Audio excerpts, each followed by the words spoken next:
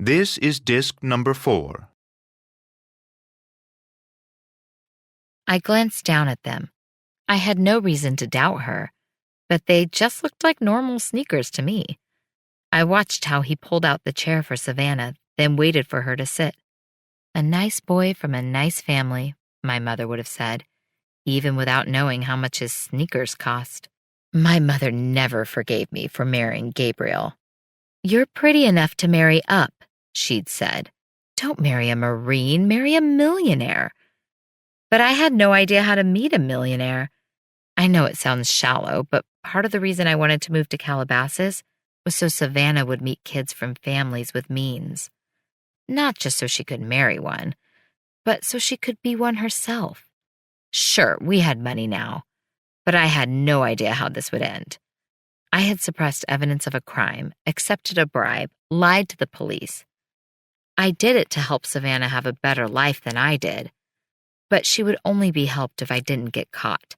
If I wound up in jail where I belonged, she'd need the kind of friends who could afford $800 sneakers. "This garlic bread is amazing," Logan raved as he helped himself to a second piece, making sure to offer the basket to Savannah before he set it back down. We ate family style, passing bowls back and forth and all helping ourselves. Libby asked Logan a million questions. "Are you still living at home? What will you study at Harvard? What inspired you to take a gap year?" She even got away with the dreaded, "So, how did you two meet?" without eliciting an eye roll. She was a skilled conversationalist, peppering her questions with anecdotes about her own schooling, why she chose William and Mary for undergrad and Columbia for her PhD.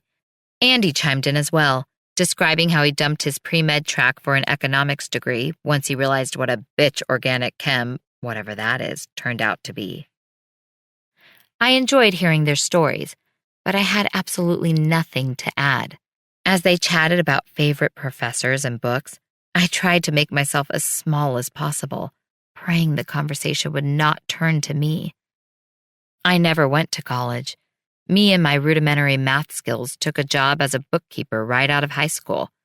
I had no idea who William or Mary was, or what you might learn from going to school with them, and I didn't want to make a fool out of myself for asking.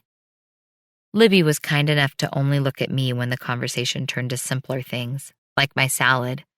Were the croutons homemade? Or what restaurants we'd been to. If you haven't tried Delmonico's, you must. Or if I thought this heat wave will ever break.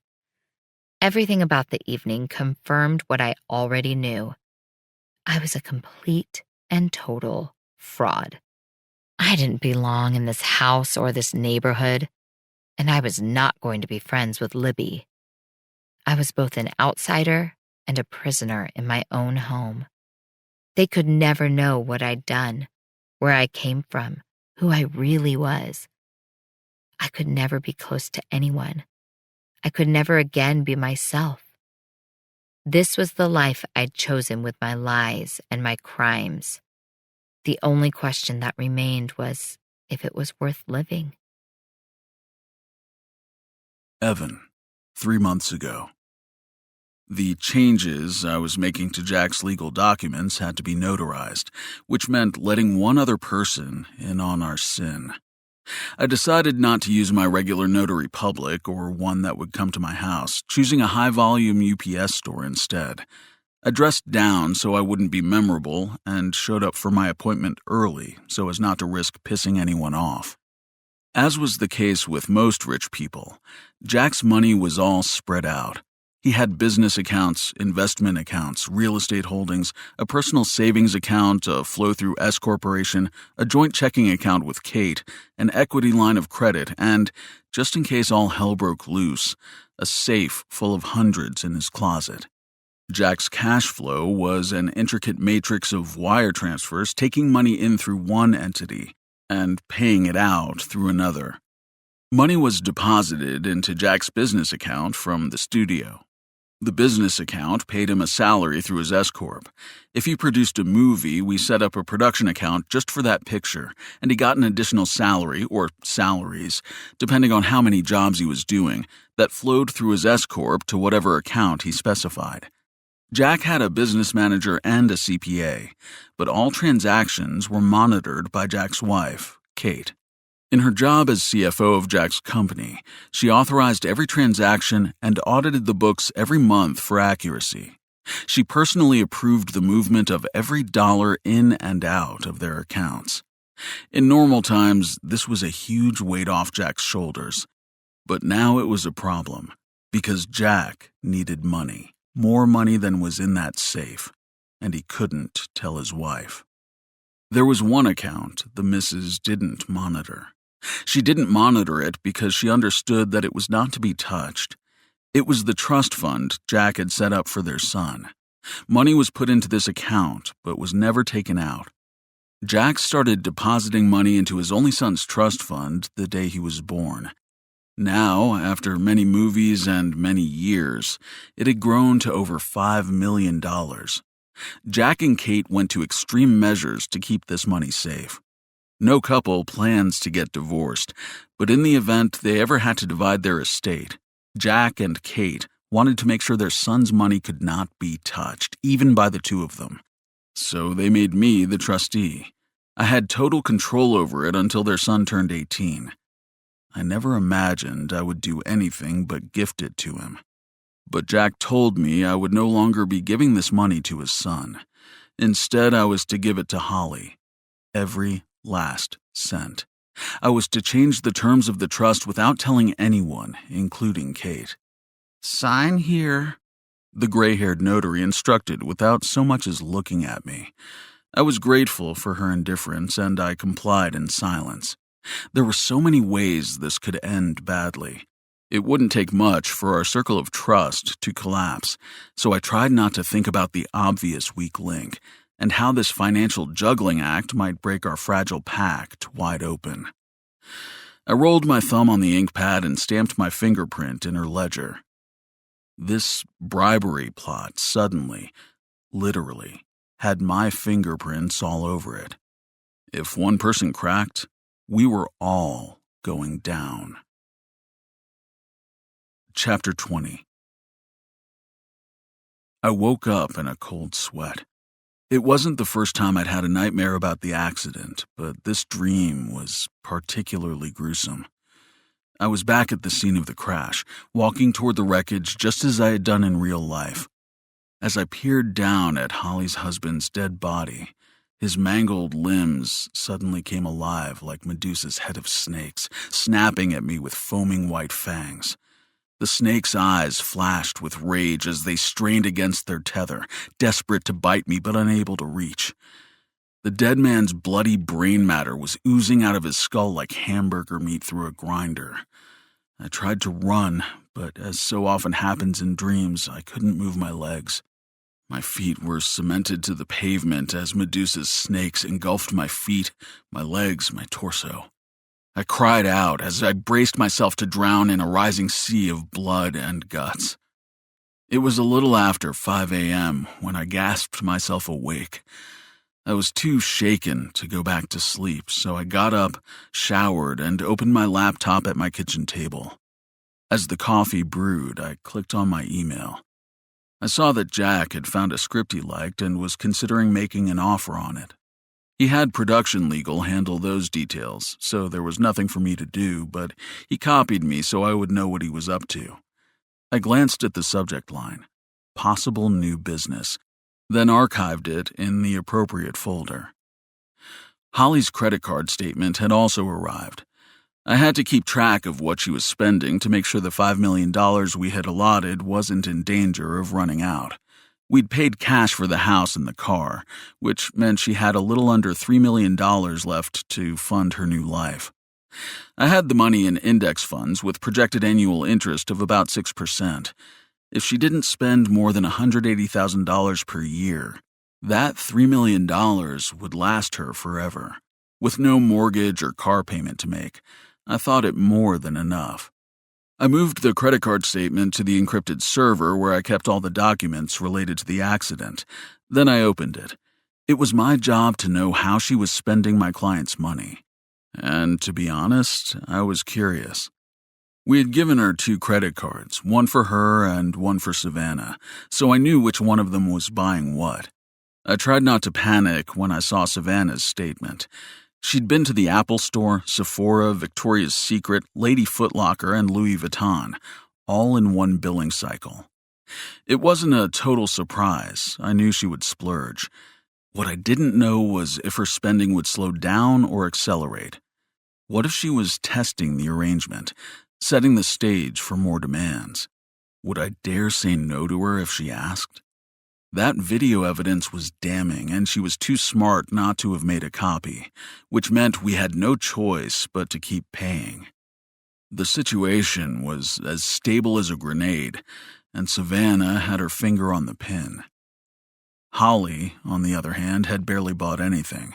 She spent a modest amount at a hair salon, $135 at Pottery Barn, a couple $100 on gas. The rest of her charges were at the grocery store. She went almost every day. They were mostly small amounts, under $20. Except for one charge at a sushi place, all her meals were made in her kitchen with food she bought at Gelson's. I tried to imagine what kinds of things she bought on those 20-some-odd trips to the grocery store. I figured a lot of fresh produce because why else would she have to go every day?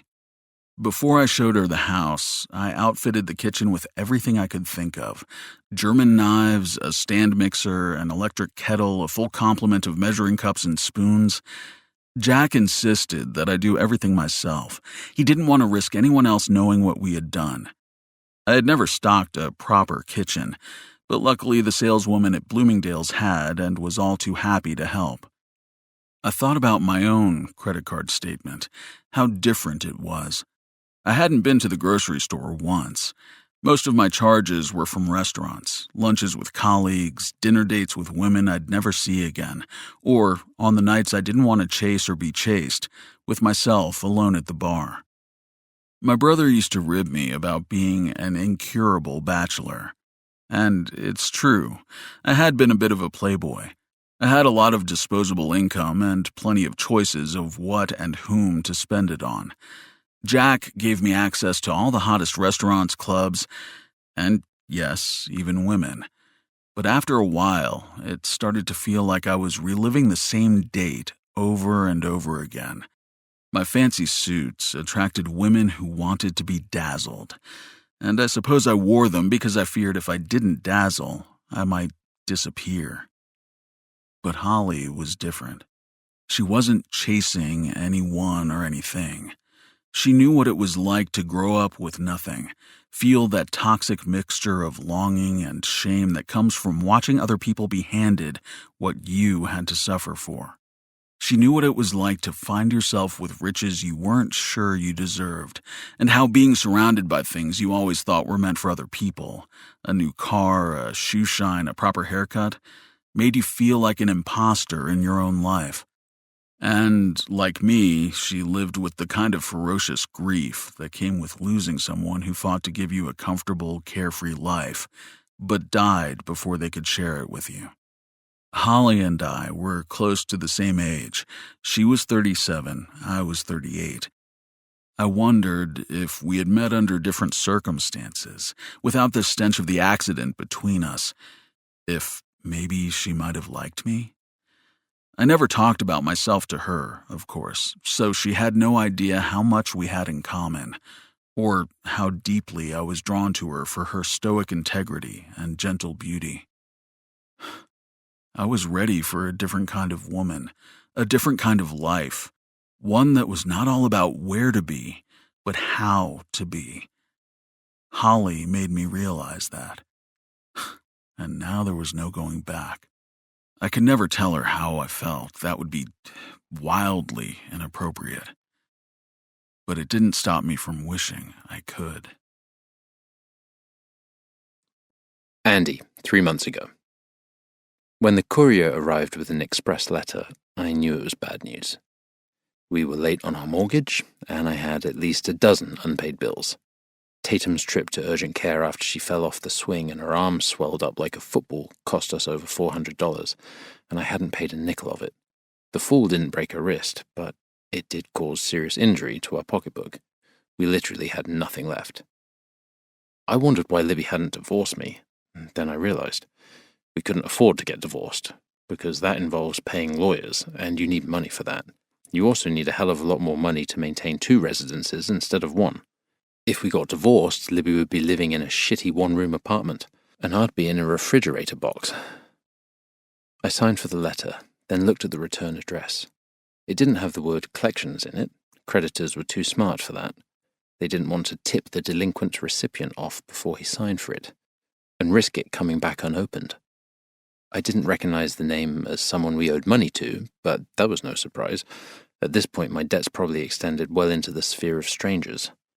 I was about to open it when I saw it wasn't addressed to me. This certified letter that I had just signed for was for Libby. I got nervous for a whole new host of reasons. Maybe she had called a divorce lawyer after all. Her parents never offered to give us money, but they would certainly help her get out of a shitty marriage. Once divorced, she'd probably want to move back home to New York. I couldn't afford a long custody battle, so if I wanted to see my kids, I'd have to go too. A divorce would effectively end my career. The thought filled me with equal parts disappointment and relief. "Is that for me?" Libby asked as she appeared out of nowhere. The woman was like a cat. I never heard her coming. Or maybe the torrent of my tormented thoughts was so loud it drowned out the sound of her approaching footsteps. "It is," I said matter-of-factly, then offered her the envelope.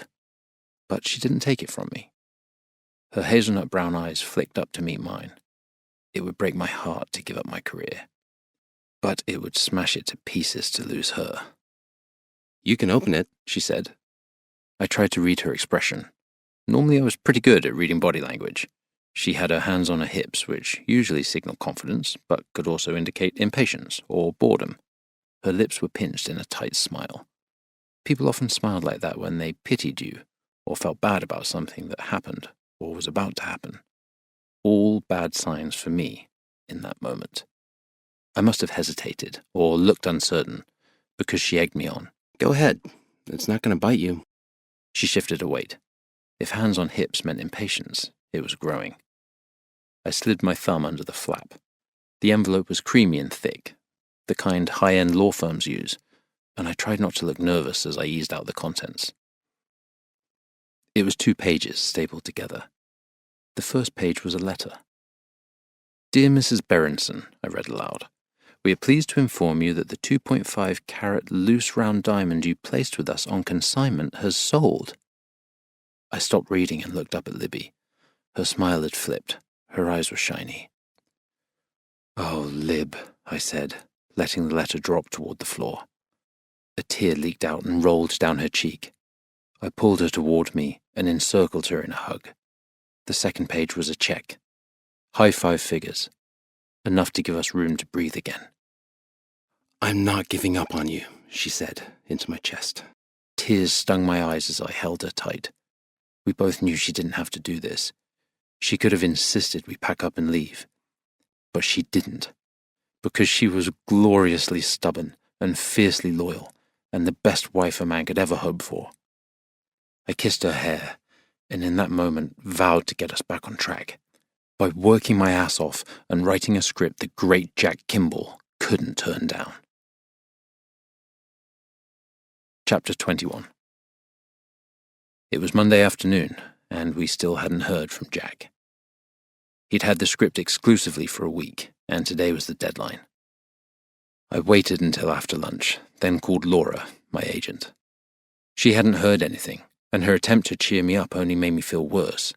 If he doesn't want it, there are plenty of other buyers, she encouraged. But I knew how this would go. Laura would have to huddle with her colleagues and make a list of who else might respond to the material. That would take a week. Then she would have to call all the potential interested parties to tease that something big was coming. That would take another week, possibly more, depending on how many companies she was targeting. Then, in a coordinated attack, she would send the script to the 5, 10, or however many potential buyers she had lined up. Then we would wait for them to read it. It would take another 2 weeks minimum for responses to start coming in. Whoever Laura sent the script to would either pass or send it up the line to their boss or bosses. That's where most spec sales fizzled out. It only took one person at a given company to say no for a project to die, and there was always one. I had written this script specifically for Jack. The protagonist, a scrappy CIA agent in a strained marriage, which I wrote vividly from personal experience, was engineered to showcase Jack's particular brand of stoic charisma. It was an expensive movie to make, with its exotic European locations and big action scenes, so we couldn't move forward without a star. Hollywood didn't make many stars. If Jack didn't want to play the lead, our odds of landing another actor with his star power were slimmer than a lame horse winning the Kentucky Derby. Libby had taken control of our finances so I could spend the summer writing. It made sense, given that she and her diamond were the breadwinners this year, and I was all too happy to have the chore of juggling bills off my plate.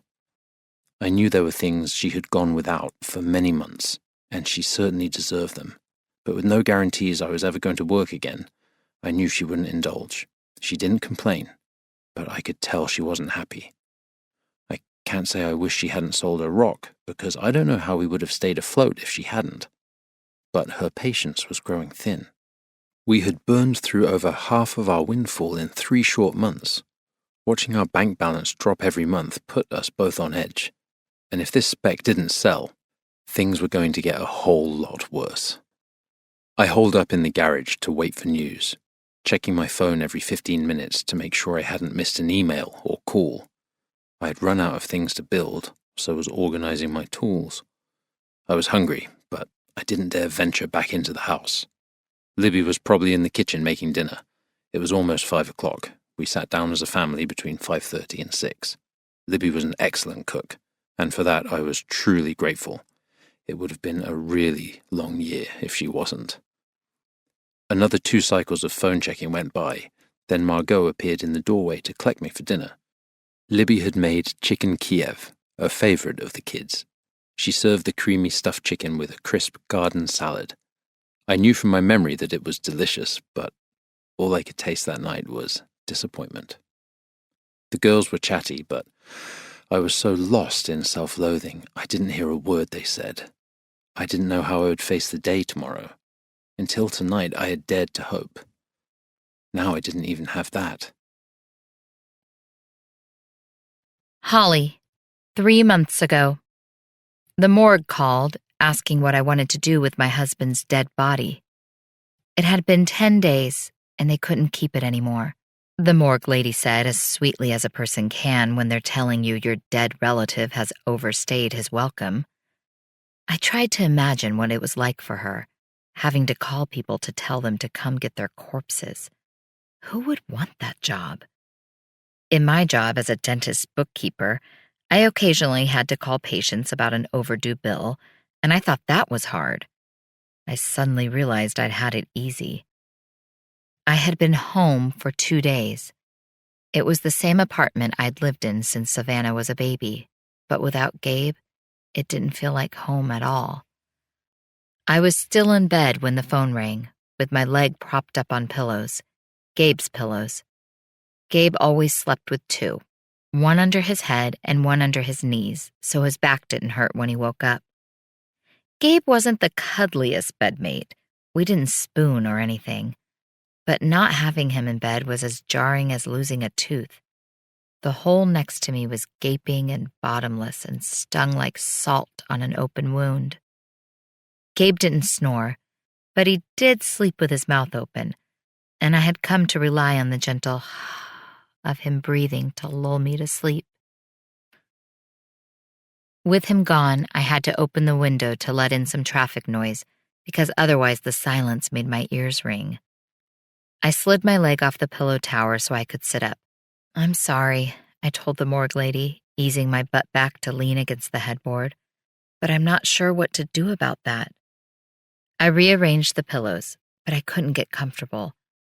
I always liked our mattress, but without Gabe's 165 compact pounds gently tilting it toward the center, it felt stiff and cold. It would have made more sense for me to sleep on his side now. It was closer to the door and less steps on my aching knee to get to the bathroom. But I couldn't bring myself to do it. So I stayed on my side, and when I woke up in the night to pee, I took the long way around the foot of the bed, avoiding the empty space I held for no one. It wasn't just the nights that were hard. I knew how to work the coffee maker, of course, but I had grown accustomed to waking to a full pot. I broke down in tears when I couldn't find the coffee filters. Savannah had to peel me away from the counter and make the coffee for me. I wondered if she'd made it before she went for her morning run today, because I couldn't face making it myself and I really needed a cup. "You should have gotten some forms in the mail," morgue lady said. Savannah had collected the mail while I was in the hospital, and it was piled on the coffee table. Gabe always opened the mail. If there was anything for me, he would put it on the little secretary I used as my writing desk. I didn't know what to do with his mail, so I just left it all sitting in a heap. "Sorry," I said again. "I'll look for it," I promised. I dreaded getting out of bed because that meant facing a whole new set of unfamiliar circumstances. We had a rhythm to our mornings. Gabe would shower first, so the bathroom would be warm and steamy for me when it was my turn. He always hung his wet towel over the curtain rod because he thought the towels would get smelly if we didn't spread them out to dry. The bristles on the electric toothbrush we shared would be damp when I reached for it, and he pretty much always left the cap off the toothpaste. But now the toothbrush was dry, the curtain rod was barren, and the bathroom felt chilly and hollow and strange. "I can recommend a funeral home if you'd like," the morgue woman said as I cried silently on my side of the call. "Do you live in the area?" "Not far," I managed. She rattled off the names of a couple of local funeral homes, but I didn't write them down. Then she explained the procedure for releasing the body and told me that once I decided on a funeral home, I would have to sign some more forms. "How many death certificates do you want?" she asked. "They cost $15 each." $15 seemed like a lot for a piece of paper. Plus, couldn't I just copy it if I needed more? "Just one, I guess," I said, not understanding why anyone would want more than that. "You'll need originals to collect any life insurance, Social Security, or military pension," she warned, "or close out any bank accounts not held jointly." I didn't think Gabe had bought life insurance or had secret bank accounts. It was possible he had military benefits, but I had no idea how to track those down, or how Social Security worked. "I see. I guess 2 then?" I said. "You can always order more," she said quickly, and I tried not to panic that I would not know how to do this. "Just have the funeral home call me," she said kindly. "I'll coordinate all the paperwork with them." And then she hung up. I looked over at my husband's dresser. There was still a cup of coffee on it, in the stout #1 dad mug Savannah had bought him last Father's Day. I picked it up and peered inside. The coffee had evaporated, leaving a thick layer of sludge on the bottom. There was a crescent-shaped stain where his mouth had been. I could still see the tiny vertical imprints of his lips. I slid my hand under the handle as I had seen him do 1,000 times. As I cradled the mug in my palm, I imagined his hand on top of mine, pressing it into the cup's gentle curve. I closed my eyes and imagined him holding me steady like he always did. "Don't let go," a voice called out, and it took me a few seconds to realize it was mine. Who am I talking to? There was no one there but me.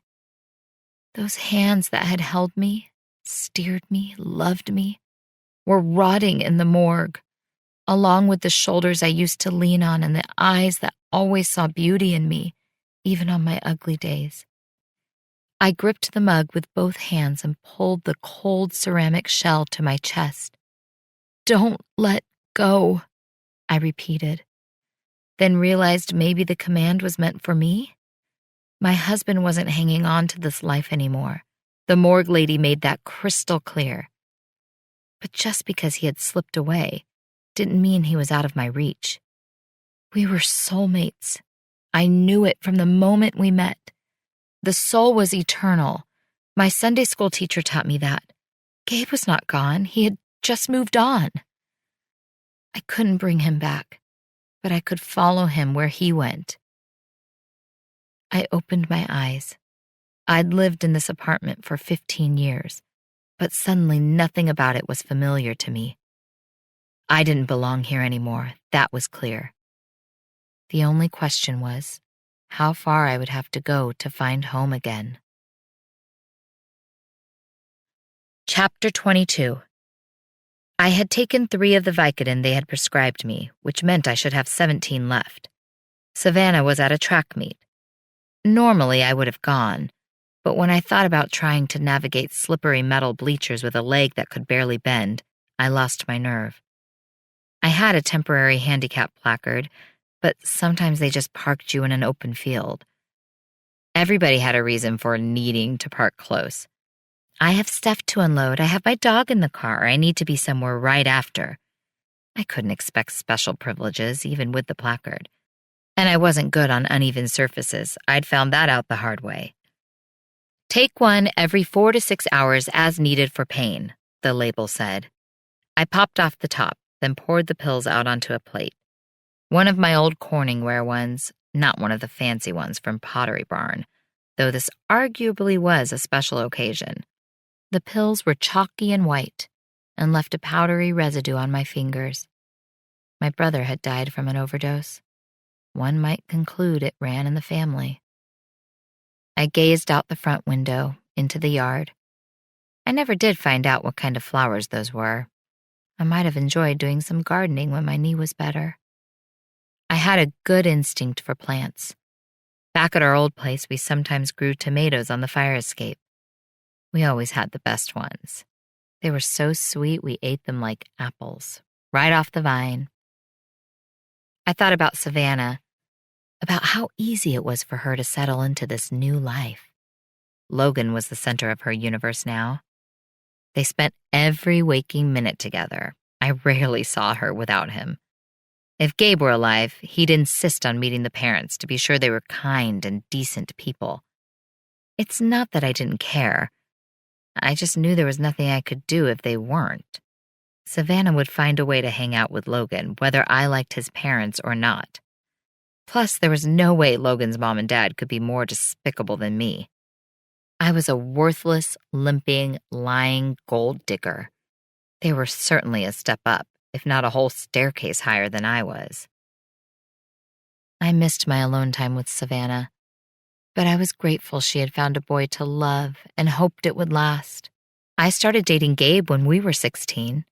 People think you don't know what love is at that age, but I'm living proof that some people do. We were together for 2 years, then apart for the next 4.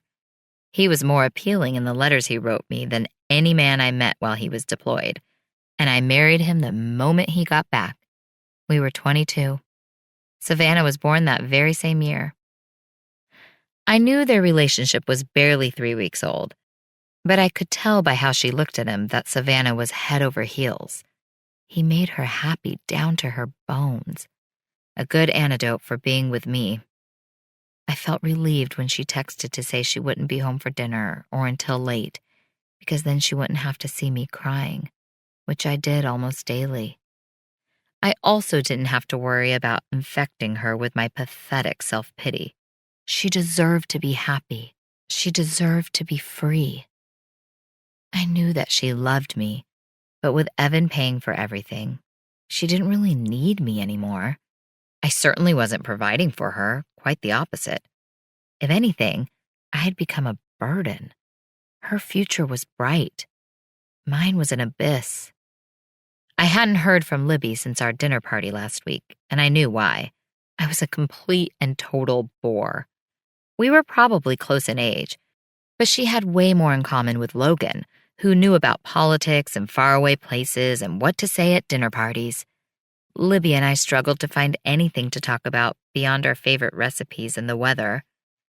Any hope I had of us being friends was gone by dessert. I couldn't relate to her stories about heading off to college and starting a career, and I had nothing to offer her but lies.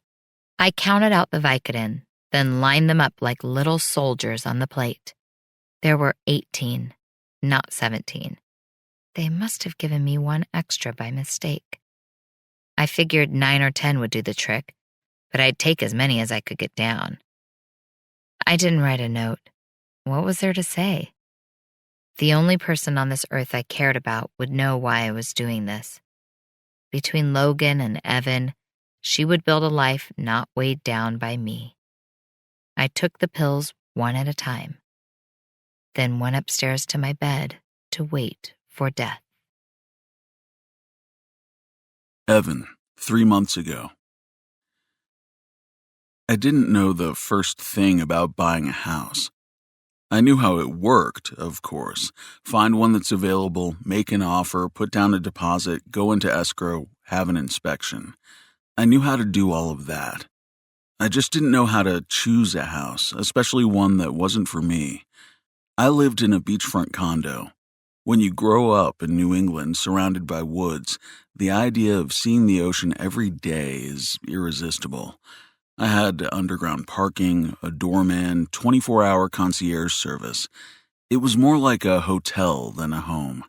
But it worked for me and was low maintenance. I didn't have to worry about cutting the grass or who was going to get my mail when I had business out of town. The HOA took care of everything. I didn't pick it to impress potential girlfriends, but on the rare occasions I brought one home, it did the trick. But I wasn't shopping for a cool pad with curb appeal this time. I was shopping for a home. It had to be someplace a family would live, warm and inviting, a place to create memories and feel safe. I thought about my childhood house. It was barely more than a mobile home with its leaky aluminum windows and slick vinyl floors. But my mom did her best to make it feel cozy. She sewed curtains from retired bedspreads and disguised our cheap living room furniture with Afghans she crocheted herself. But the thing that really made it feel like a home was the food. There was always something cooking on the stove. When I came home from school, I went straight to the kitchen. Most of our "how was your day" conversations happened when I was burrowing in the refrigerator and Mom was standing over a pot of soup. My condo was vastly superior to the creaky tract home of my childhood, but it always just felt like a place to live. It had a gourmet kitchen, but I rarely used it. My built-in Sub-Zero was stocked with beer and bottled water. I had a Thermador 6-burner range, but I didn't cook, and nobody had cooked for me since I was in high school. A home-cooked meal is an expression of love, and 20 years is a long time to go without one. I started my house search on a real estate site to get a sense of what was available in the neighborhood Holly liked and what it would cost. I had intended to just skim through the listings, but house hunting, even for someone else, was unexpectedly addicting. As I scrolled through pictures of lush yards, sparkling pools, and expansive master suites, I slipped into fantasies of living there myself. Of course, it was absurd. It was just me. What did I need with a 4-bedroom house? I barely used the extra bedroom in my condo. Occasionally, I had friends in from out of town, but mostly I used the neatly made 4-poster bed as a staging area for contracts when I was working on a complicated case. Holly said she only needed 2 bedrooms, but even the smallest houses in the neighborhood she liked had 3 or 4, with at least as many bathrooms. I didn't want her to have to deal with aging plumbing or outdated air conditioning, so I limited my search to new construction or recently remodeled. She wouldn't have the wherewithal to replace a leaky roof, so whatever I got needed to have a new one. I knew the house the moment I saw it. It was elegant but romantic, with beguiling gables and swirls of flowers hugging the front walk. It wasn't new, but the previous owners had completely gutted it, installing new everything: floors, windows, light fixtures, appliances.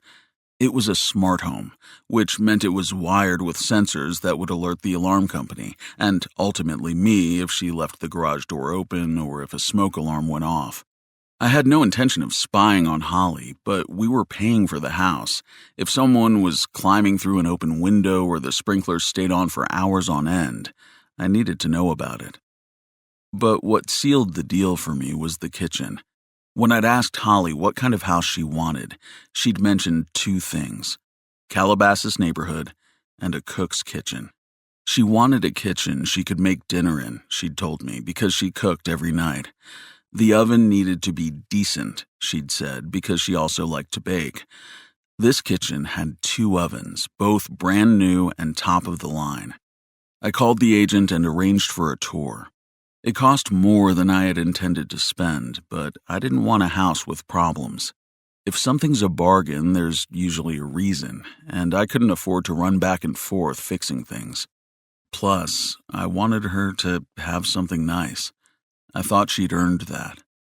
That I liked the house was irrelevant because she would never invite me over. Once I handed her the keys, I would likely never go inside it again. I took the tour, then immediately made a cash offer. I don't know why I was excited when they accepted it. I wasn't going to live there. I had a perfectly nice place to live, but I suddenly realized I wanted more. Not just a home, but also someone to come home to.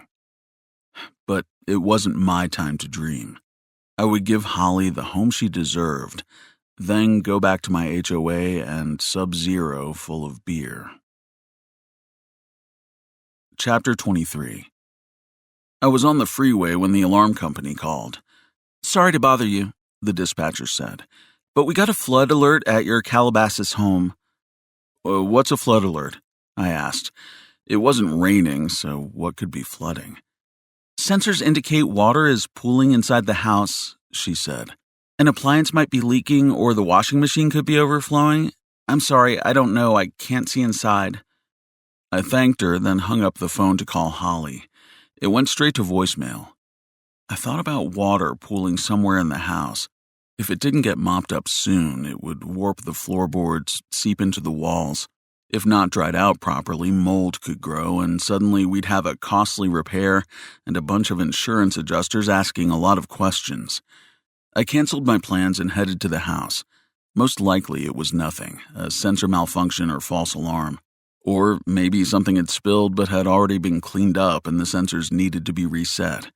I hadn't walked Holly through all the functions of her smart house. It was probably time I did to avoid these false alarms in the future. I parked across the street, jogged up to the front door and rang the bell. No one answered, so I knocked, gently at first, then more aggressively. "Holly," I said to the closed door. "It's Evan." No answer. I didn't have a key, but I could open the garage with my phone and enter through there.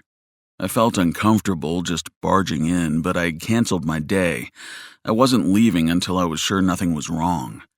I walked the curved stone path toward the driveway, which was shaded by trees bursting with vibrant purple flowers. The colorful front yard was one of my favorite things about this house. I loved how in California you could have flowers all year long. I opened the garage. Holly's car was there, and I felt a flutter of nervousness, and not just because I was barging in on her unexpectedly. "It's my fault," I planned to tell her. "I should have told you how your smart features worked, and then hopefully we'd have a laugh." "Holly," I called out as I entered the house. "It's Evan." I started down the hall, making as much noise as I could so as not to startle her. "Hello?" I made my way toward the kitchen. The dispatcher said it was likely a leaky appliance, so I'd check the dishwasher and the washing machine after that. I stepped into the breakfast nook. The kitchen was spotless and nothing was running. I peeked in the cabinet under the double kitchen sink. It was bone dry. I was just about to head into the laundry room when I saw the pill bottle open and on its side. Next to it was a Corningware dinner plate. 6 pills formed a perfect line across the center of it. I picked up the bottle. It was Vicodin, and it was empty. "Holly?" I said loudly. I raced through the dining room, living room, office, and den. Like the kitchen, they were all spotless. I charged the staircase, taking the steps 2 at a time. By the time I reached the top, my pulse was hard and fast as a drum roll. "Holly!" I didn't hear the water running until I was halfway down the hall. The shower was on in the master bathroom. I sprinted toward it. The bathroom door was open. What I saw shattered my heart like a hammer on glass. Holly was lying face down in the shower. Water rained down on her lifeless body, soaking her hair, spattering violently against her waterlogged jeans. She was barefoot but otherwise dressed. The one eye that was visible was closed. Her face was ashen pale. No. I bolted over to her and put 2 fingers to her neck. The icy cold water pummeled me as I searched and prayed for a pulse. And there it was, faint and uneven under my fingertips. "Holly, stay with me," I pleaded as I kicked off the water and dialed 911. Come on, I barked at the phone. We were both soaking wet now. I fumbled for a towel and patted her face. "Hey, I'm going to get you out of here, okay?" Her head rolled lifelessly to one side. Her lips were blue. Panic rose up the back of my neck. I couldn't wait for paramedics. She needed medical attention now. "I'm going to lift you up, okay?" I squatted down beside her and wedged my arms under her body. Her arms and legs drooped toward the floor as I hoisted her up and out of the shower. Adrenaline pulsed through my body as I galloped down the hall. By the time the 911 operator picked up, I was already halfway down the stairs. 911, what's your emergency? The phone was in my back pocket. I couldn't reach it, so I shouted, "I need an ambulance!" Somehow, I'd reached the bottom of the stairs. Holly's wet jeans were slippery, and I struggled to hold on as I beelined for the door. "You've dialed 911. What's your emergency?" The voice repeated. "Forget it. I'll take her myself." I yelled to the dispatcher, who couldn't hear me as I balanced Holly on my raised knee to unlock the front door. A moment later, I was out in the searing hot sunshine, charging across the lawn toward my car. As I wondered how the hell I was going to get her in the back seat, a figure came running out of the house across the street. It was the woman who had brought us cookies. This time, I was glad to see her. "Oh my God, what happened?" she said, hurrying over to me. Holly was blue-lipped and soaking wet. I didn't answer, and she didn't ask again. "Open the car door," I ordered, and she hurried over to my side. The car was locked, but the smart key in my pants pocket chirped and unlocked when she pulled on the door handle. "I'll go around and grab her feet," the neighbor said, and in a flash she had the other door open and was easing Holly's legs across the seat. We clicked a seatbelt around Holly's torso and slammed the doors closed. "What else can I do?" she asked as I jumped behind the wheel. "Find her daughter, Savannah," I said. "Tell her to meet me at the hospital." Then I put the car in gear and floored it. Andy, 3 months ago. We got ready for bed in silence. Letting go of that diamond felt like someone had died. Not a human being with skin and bones and blood in her veins, but a complex persona that had been meticulously crafted and shaped for almost 40 years. Libby came from money and had a specific vision for her life, our life, that included a showpiece home, luxury cars, first-class travel. These were things she'd always known and assumed she would always have. Having money for ski trips and beach houses and fine jewelry was part of her identity. These things shaped not just how other people saw her, but how she saw herself. It's not that she was a snob or bought stuff to make her feel superior. She simply had always been surrounded by nice things, so she didn't recognize herself without them. She came to the marriage with a rich portfolio, family heirlooms to furnish our apartment on the Upper West Side, a brand new Land Rover for weekend getaways, generous wedding gifts from family friends. My income from the Times was enough to sustain us in the historic one-bedroom walk-up her dad secured for us at below-market rent, and her network of friends provided enough dinner parties to satisfy our cravings for nightlife. Our future was secure, bright even. But I had this crazy dream, and loving me made her passionate for me to pursue it. I knew her to have an adventurous streak, but I also knew she relished the chance to break out of her cocoon, silence her stuffy aunts and concerned mother, who warned her that marrying a writer was a recipe for heartbreak. And so we left our yuppie chic New York life for a chance at fame, fortune, and a self-congratulatory "I told you so." It may not be very liberated of me, but I wanted to take care of Libby in every way, emotionally, physically, and financially. Part of what made me fall in love with her was that she just knew I was destined for greatness. She built me up. She made me feel invincible. Even when things started to go south, she never lost faith. She was like a champion athlete who assumes she can't lose because she never has. Failure was never part of her lexicon, so it didn't seem possible to her, and so it became impossible to me. But today, the impossible became possible. Parting with a cherished family heirloom was like opening the door to failure, pulling out a chair for him and inviting him to stay. Yesterday's Libby would never have done that. Today's Libby was someone else entirely. I watched Libby as she slid her White & Warren featherweight cashmere sweater over her head. Before folding it and putting it away, she inspected it for pills, removing a couple that had formed under the armpits and flicking them into the trash. Yes, she was accustomed to nice things, but she never took them for granted. You rooted for her to have designer threads because she appreciated and took care of them, and took care of herself to look good in them. I understood the temptation to see her as materialistic or shallow, but the possessions she had accumulated over the years were more than things to her. They were intrinsic to who she was, to who she'd always been. Until that day. I thought back to our first date in New York.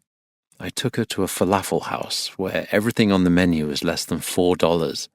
The 3 two-top tables and all the seats at the counter were taken, so we ate on a park bench between a crying baby and a homeless man who smelled like soup. I thought I'd never see her again. But 2 days after our ill-conceived date, I got a card in my mailbox thanking me for the delicious adventure. I was stunned. Not that she'd enjoyed the date, the food and conversation were quite good, but by the overt optimism of the gesture. She didn't have to say, "I hope to see you again," because the prompt delivery of her handwritten note said it for her.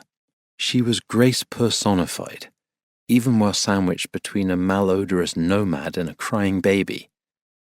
She had her back to me as she slipped out of her bra and into her satin pajamas. She was no less graceful, but the sheen of optimism she once so effortlessly radiated had been worn away. It sounds hyperbolic, and she would never, ever say it, but part of her died that day. I only hoped I could bring her back to life. Chapter 24. "I think we should move back to New York," Libby said when I got back from my impromptu meeting with my agent. Since the deadline had passed and Jack hadn't called, I didn't want to waste even a minute finding a new potential buyer for my script, so I hauled my ass down to Beverly Hills to talk to Laura in person. Everyone who works at a Hollywood talent agency, from the top dog down to the guy who sorts the mail, wears a suit, so I dressed up a little, in flat front trousers and a button-down shirt. Agents don't expect clients to dress as well as they do, but I always felt self-conscious standing among them if I looked like a schlub. They had parking in the building, so I wore my dress shoes, too. Normally it takes my agent a week to put a list of potential buyers together for a pitch or a script, but I made her do it while I waited. She was not optimistic about the script's prospects. This guy doesn't do big-budget action. That guy already overspent this year. But by the end of the meeting, she had a slim list and promised to try. I stopped for coffee and a sandwich on the way home. I didn't want to be hungry and frazzled when I saw Libby. It would be hard enough to feign optimism even with a full stomach and fully caffeinated. But it wouldn't have mattered if I came home whistling Dixie. She had made up her mind. She wanted to leave LA. She had given up on me. I do this silly thing when I have to make a tough decision. I flip a coin. Not to make the decision for me, but to see how I really feel. Heads, we stay in California and keep grinding. Tails, we cut our losses and go back to our families and lives we once knew. I flipped a coin in my mind and pretended it came up tails. Leave California. I should have felt relief. My career was agonizing, and I had no real prospects. But I didn't feel relieved. I felt despair. I was an addict, and I didn't want to give up my drug, even if it would heal my finances and my marriage. But it wasn't only up to me. As a screenwriter, I was also a salesman. I pumped myself up to make one last pitch. "I had a good meeting with Laura today," I said, a little too brightly. "She's sending out the spec. There's still a chance it could sell." I tried not to sound like a desperate Willy Loman, but acting was never my forte, and she wasn't convinced. It's not just that, she started. Something happened while you were gone. Her lips started to quiver. Libby was not easily rattled. I suddenly got scared. What happened? I asked. She sucked in her cheeks like she was trying not to cry. Lib, what is it? I coaxed. Her hands were shaking. I pulled out a chair for her, but she waved it off. I think Holly tried to kill herself, she finally blurted, and then she started to cry. She told me about seeing Evan carrying Holly's limp body out of the house, and how she ran outside to help him. She described how she'd taken hold of Holly's cold, pruny feet, and how she pulled on them to get her into Evan's back seat. She had us all over to dinner, and I didn't even say thank you. She was sobbing hard now. I reached for her and pulled her close. Okay, first of all, we all said thank you, and her pain has nothing to do with you. So don't go there, I said into her hair. I realized I had no second of all, so I just held her and let her cry. It's just not working out how I thought, she finally said. And I knew her despair was not just about Holly. I think we'd have a better life back in New York. I thought about going back to a cramped apartment in the city, and to a job that forced me to live out of suitcases for months at a time. I thought about trading my car for a Metro card, and cramming into the subway when I couldn't get a cab. But mostly I thought about having to tell all my family and friends that the grand California adventure was a failure. That I was a failure. That I had failed my wife. I was about to try to put this conversation off, say something like, let's talk about it when you're not so upset, when my phone rang in my pocket. I looked at her for the okay to answer it. She nodded. Go ahead. I pulled out my phone and looked at the caller ID. It was my agency. I got a little dopamine rush like I always do as I answered. This is Andy? An assistant told me. I have Laura for you. And a moment later my agent clicked on. Her words were like a dam breaking. I had to lean against the wall to keep from being toppled by the tidal wave of emotions that slammed through my chest. Shock and disbelief, followed by a blast of pure euphoria. I turned to look at Libby. Her brows were frozen in perplexed anticipation. Jack Kimball wants to buy my script, I said. Her hand flew over her mouth. She looked unsure, so I assured her. I sold a movie, I said. The offer came in 5 minutes ago. We looked at each other in stunned silence. And then we did something we hadn't done for a very long time. We held each other, and we laughed. Holly, 3 months ago. I couldn't sleep, so I got up and ran a bath. The hot water wasn't good for my inflamed knee, but neither was insomnia, and I thought soaking in the tub might quiet my mind. As scalding water poured out of the tap, I let my tears mingle with the steamy air to camouflage my grief. But it didn't work, because grief isn't like sadness. Sadness is thick, like a heavy fog that clouds your vision so you can't see any of the good things around you. But grief is something else. It's not fog. It's a storm. It rages inside you, tearing at your organs, pulling at your heart, lungs, skin, until they feel like they're going to rip wide open, exposing the most delicate parts of you, leaving them bloody and raw. Grief is savage, like love. I think maybe it's the same thing as love. It's love that is trapped inside you, a bird that can't spread its wings, so it flaps violently in protest until it's exhausted and broken and utterly without hope. No, grief is not sadness. It's love that is desperately, urgently lost, an intense longing that pools in your lungs and balls up in your throat, so that when you try to talk, it just pours out of you like sludge. I understood now why grieving people turned to God. I didn't go to church anymore, but I read enough of the Bible to know God's capacity to receive love is limitless. He could absorb all that grief-stricken love and bounce it back at you, filling you up, making you whole again.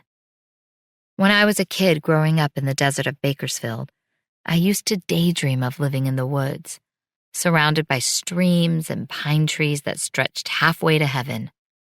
I never loved the white-hot heat of the West. If God gave me a second chance, I hoped it would be far away from here, in that emerald forest of my dreams. Of course, I didn't deserve a second chance. I was a lying, criming, worthless whore. I had just lost the only person who would have understood why I did what I'd done, and the only person good and kind enough to forgive me. I was all alone now. No one could help me. I couldn't share myself with anyone because no one could know what I really was.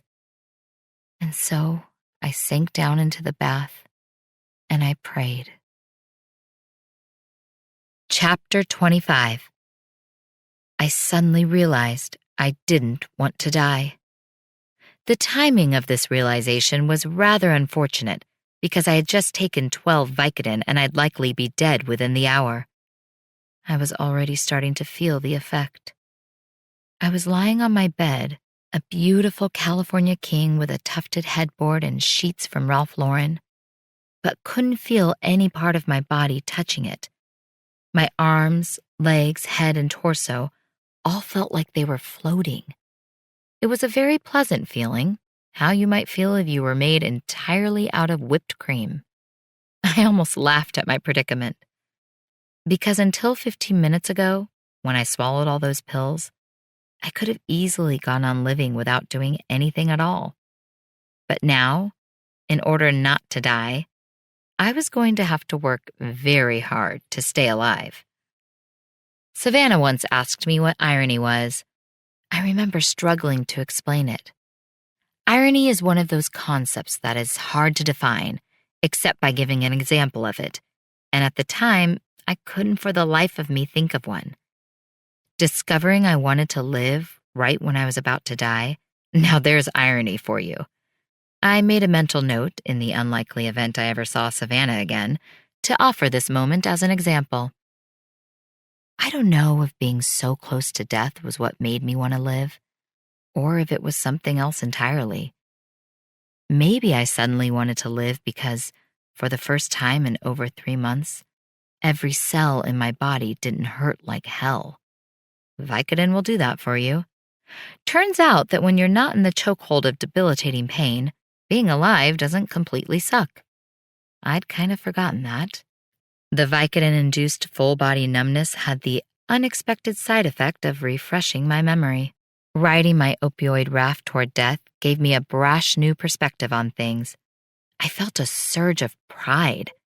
I had been hit by a car and survived. I'd had my kneecap removed with a straw and learned to walk again. I lived in a house nice enough to be in a magazine. I had a luxury SUV, a great new haircut, and an oven that produced the most perfectly crumbly blueberry scones you've ever tasted. I had a beautiful, caring daughter who made me proud every day. Why on earth would I want to die? I had a great life. Now all I had to do was figure out how to save it. In order to not die, I was going to need some medical help, which meant getting to a hospital. If I'd had my phone, I could have called 911, but I'd left it downstairs because I had planned on being dead, and you don't need a phone when you don't have a pulse. I felt myself start to nod off. I knew if I fell asleep, it was game over, so I forced my eyes open. I told myself I had to get up. My legs were numb, but I managed to swing them off the side of the bed. I couldn't feel my feet, but I could see with my eyes that they had made contact with the floor. Progress. I tried to stand, but wound up in a crumpled heap. Okay, so walking is out of the question, but maybe I can crawl? I maneuvered myself onto hands and knees. I had never seen my carpet so close up. It was really pretty. The vanilla-colored Berber with pebbles of brown looked like pralines and cream. I imagined licking it. Not now. Maybe later. I realized if I was going to go in search of medical help, I needed to wake up a bit. A little cold water on my face might do the trick, and great news, the bathroom was within crawling distance. Hand, foot, I bear crawled toward the bathroom. My eyesight was getting a little blurry, but I knew I'd reached the bathroom when cold tile replaced scratchy wool under my palms. I didn't think I could crawl into the tub, but the shower was an option, and that was even closer. My legs were getting really heavy now, but I was a badass widow and the baker of the world's best scones. What did I need with legs? I could G.I. Joe crawl my way to the shower, and that's exactly what I did. On my knees, I was tall enough to reach the faucet handle. I turned it all the way cold, then yanked it as hard as I could. Water tumbled down on me. I couldn't really feel it, but I could see it, and I lay back under the spray. It was glorious, but it didn't wake me up. I felt my head separate from my body. For several seconds, I was hovering above myself. Then I was in a field with tall grass in every direction. The sky was every color: white, green, blue, yellow. I was riding a rainbow across a sparkly, starry sky. It was absolutely glorious. I thought for a moment this might be heaven. In my mind's eye, I was smiling. Because wherever I was in God's hands. He would take all that love that was bottled up inside me, and he would set me free. Evan, 3 months ago. I went to Holly's apartment to tell her I'd found a house. We never talked on the phone. I didn't want there to be a trail of phone records linking us together, so all our conversations were in person. This probably seems extreme, but so were the circumstances. I had to take every possible precaution. I thought about bringing flowers, but then thought better of it.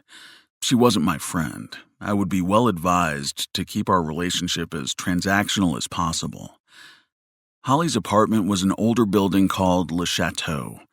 It amused me when these low-end apartments had fancy names. Who do they think they are fooling? I was a little bit shocked to discover her building didn't have an elevator. My heart pinged with shame as I imagined her hauling her bum leg up 3 flights of stairs. I made a mental note to find a physical therapist who would come to her. I dressed down for the visit, in track pants and a sweatshirt. I didn't want to call attention to myself. I left the Yale hat at home, opting for a Dodger blue one instead. I knocked on the door with no idea what I would do if she wasn't home or still in bed. I hadn't called, couldn't call, and I didn't feel like camping out on the stairs all day. But she surprised me by answering almost immediately. I must have looked surprised because she said, "I was in the kitchen making breakfast." She let me in and pointed to the couch. Not a couch, actually, but a futon with a blanket draped over it, similar to the one I'd had in my college dorm room. I sat as instructed. Her apartment was neat and homey and painfully small. Her furniture was cheap, but not ratty. Pictures of Savannah crowded the walls, school portraits, Savannah on ice skates, in a dance leotard, on a horse. Sitting there, I recalled the flimsy wood paneling and worn parquet floors of my childhood home. I hadn't realized what a dump it was until I moved out. I wondered if Holly would have the same revelation. "I made an offer on a home I think you'll like," I began. I had thought she would want to hear about it, but she dismissed the conversation with a wave of her hand. "I'm sure it's fine. I don't need to see it, not now." She was agitated. Her mouth was pinched. She was in pain. "Thank you for trusting me," I said, hoping she would glean the double meaning. I wasn't just talking about the house. She looked at me intently, and I knew she understood. "Where's my car?" she asked. I told her I'd had it towed, that we would get her a new one whenever she wanted. She shook her head. That's not why she asked. "What are you doing with it?" she pressed, and I felt some relief, because I realized she didn't want to get caught any more than we did. "Dismantling it," I said simply. Since it was operable and parked at the time of the accident, the police had just left it there. So Jack asked a guy who worked on his movies, a teamster who likely had mob connections, to get rid of it. And for $1,000, he did, no questions asked. "The police asked me where the car was. I said I didn't know," she said, and I read between the lines. "So don't tell me." I nodded. I understood. I kind of wished I didn't know either. "I have to rest now," she said abruptly. Her head was still bandaged, but the bruising had gone down. I had a sudden urge to hug her, but I didn't, of course. "I think you'll really like the house," I offered. I don't know why this was so important to me. It clearly wasn't important to her. "The only thing I care about is Savannah," she said. I nodded. I suddenly wondered what it would be like to have someone to only care about. The closest I ever came to putting someone's needs before my own was working for Jack, but he paid me for that. I was loyal to him because that was my job. "We're taking every precaution," I assured her. She opened the door for me. As I took one last glance around the meager apartment, at her dorm room futon and aging TV, I realized just how little she had. But she had something I didn't. She had someone to only care about. Something bigger than her pain, her needs, even her loss. And I envied her for that. Chapter 26. It was a 14-minute drive to the hospital, but I did it in 8. There would probably be a warrant out for my arrest once I got there after all the red lights I ran, but I didn't think about that. All I could think about was Holly not dying. The neighbor and I had slid her in on her side so her front was facing out, but when I took the speed bumps in her neighborhood at 50 miles per hour, she bounced onto her back. I knew that was dangerous, that she could choke on her own tongue, but I didn't dare stop, not even to readjust her. The first 2 red lights I ran were in residential neighborhoods, so I didn't bother to slow down. The third one was a little scarier. When the cars in front of me stopped at the intersection, I swerved into the left turn lane, leaned on my horn, and barreled past them. I don't know if it was a sound strategy or I was just lucky, but we came out the other side in one piece, so I did it 2 more times. When I finally saw the American flag flying high in front of the hospital, I became a horse running for the barn. The earth could have parted in front of me, and even that would not have stopped me. I screeched to a stop in front of the ambulance's only entrance and jumped out of the car. I didn't recognize the sound of my own voice when I screamed, "Help! Somebody help me!" I tore the car door open and lurched for Holly's seatbelt. She had rolled over onto it, and I had to lift her torso with one hand to free the buckle. I hooked my arms under her armpits, and as I dragged her body across the seat, a security guard shouted at me, "Hold on, I'll get a gurney." I couldn't wait for a gurney. Holly's face was white as chalk. I flipped her over and hoisted her fireman style over my shoulder. The double doors swung open as I approached, and I charged through them like a man possessed. "Lay her down here," an orderly commanded as he wheeled a gurney toward us. I eased her down onto her butt, and he guided her shoulders onto the bed. Her lifeless legs were dangling off the side, so I gently swung them up and laid them straight. "Did she drown?" the man asked, searching her wrist for a pulse. There was so much adrenaline coursing through my body I'd forgotten we were both soaking wet. "Overdose," I told him. "Found her in the shower." He pressed a button and another set of doors opened. I followed him as he pushed her through. A doctor in scrubs jogged over to us. He looked like a frat boy barely out of college with his shaggy hair and shiny pink cheeks. He took the stethoscope from around his neck and pressed it to her chest. "Vicodin," I said helplessly. "I don't know how many." I could feel a lump forming in my chest. This was my fault. The deal we made was my idea. I did this to her. If she died, it would be because I killed her. "Pulse is 115, breathing is shallow," he said to a nurse who had appeared out of nowhere. He shone a pen light in her eyes. "Let's start with 0.4 milligrams of Narcan IV push. Repeat every 10 minutes until she becomes responsive. Get RT to prepare a ventilator in case her respiratory effort doesn't improve. Place a nasogastric tube for gastric lavage. And send a toxicology screen, acetaminophen level, and liver panel to test for hepatotoxicity." The nurse nodded and started wheeling her away. I tried to follow. The doctor stopped me with his hand. You the husband?" he asked, and for a second I almost said yes. "No," I replied. "We're not married." I realized my answer implied that we were together. In a way, we were, bound by something much more permanent than marriage. "The Narcan should stabilize her," he said matter-of-factly. "But we'll need to do some tests to know the extent of any organ damage once we remove any remaining tablets from her stomach." I repeated the words in my head. Should stabilize her. Do some tests. "What kind of organ damage?" I asked. "Her pupils were responsive, so brain function looks good," he said robotically, like he was talking about a science experiment, not a human life. "But toxicity in the liver is a concern. She's not out of the woods yet." I didn't know I was crying until a tear rolled onto my lip. It was in that moment that I realized somehow, and completely unexpectedly, Holly had become my somebody to only care about. And I didn't know what the hell I would do if I lost her. This is the end of disc number 4. Please insert disc number 5. This is disc number 5. Andy, 3 months ago. The blank page is a wondrous thing. Many writers fear it. They hate starting a new project. They procrastinate for days, weeks, or even forever.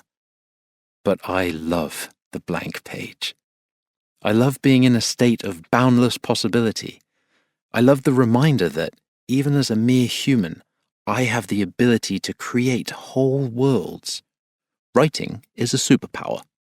Writers conjure human emotions, horror, sadness, exhilaration, despair, simply by arranging words on a page. Churning up a person's emotions is a great responsibility, and I have never taken it lightly. When I was just starting out as a writer, I had the audacity to think that what I was creating with my words came from me. I thought the ideas, images, and stories that popped into my head were mine, that my brain had generated them, that I was some sort of wizard. But now I know that the ability to create is a very different kind of gift. When I write, I am not manufacturing, as one might do in a factory or a lab. I am receiving. My job is not to mine my mind for characters, it's to ask them to visit me, then completely surrender to them. Writing is listening. It's spiritual, in the sense that what I write is not of me, but rather flows through me. Flipping on my computer and greeting the blank page is an act of surrender, like saying a prayer, then humbly trusting in God's sacred gift. That's not to say there's no craft involved in writing a book or a script. What I receive is not fully formed. I have to pair the images that flow into my head with words, then shape those words into beautiful sentences, and those sentences into a coherent narrative with a beginning, middle, and end. Creating is a dance with the divine.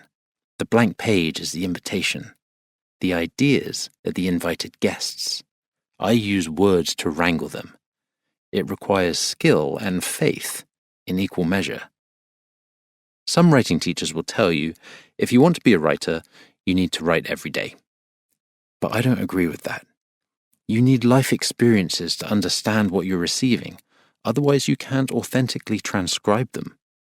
You can't create emotional content without experiencing emotions. Original stories are a tangle of what is divinely offered to you, and everything you've learned, felt, observed, experienced. Put more simply, you need to breathe in to breathe out. Living is breathing in.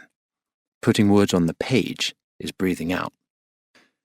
I always take a moment when I sit down in front of the blank page to give thanks for what I'm about to receive. I make a silent promise to listen and to trust, and then I let it flow. As I brought my fingers to the keyboard to begin the script that would either keep me in the game or be the end of this grand experiment, I reminded myself to open my heart, because if I didn't write from my heart, I would have nothing. I took a big breath in, then one long, glorious breath out. And my fingers began to type. Chapter 27. The contract arrived in my inbox when Libby was making dinner. I scrolled through it. It was just a first draft, but I was encouraged that they'd sent it so quickly, because it signaled they were serious about getting to work. At this stage, there were no guarantees my script would get made into a film, but Laura was going to try and negotiate a penalty if it didn't, which she hoped would increase the chances that it would. I wasn't getting paid in full yet, but the option fee was fair, and I would get that money right away. I also got a guaranteed writing step, which meant they would pay me to get the script ready for production, giving me a portion up front and the rest when I finished. The two fees combined amounted to a little over $100,000, enough to feed and house us well into next year. My eventual payday, if Jack moved forward with the movie, was almost 7 figures. This was more than get the girls back in dance lessons money. It was life-changing. It was pay off the mortgage and get Libby's diamond back money. And I was going to do everything in my power to get it. "Guess what I just got from Jack Kimball?" I called out to my wife, waving my iPad in the air, open to the contract. It was taco night. Libby was scooping out avocados to make guacamole, and she had a fleck of green mash on her nose. "Chlamydia?" she guessed, then laughed at her own joke. "It was only our first date," I joked back. "I'm not that kind of guy." "Let's see it," she demanded, as she wiped her hands on a towel. As she went to grab the iPad, I pulled it back out of her reach. She narrowed her eyes.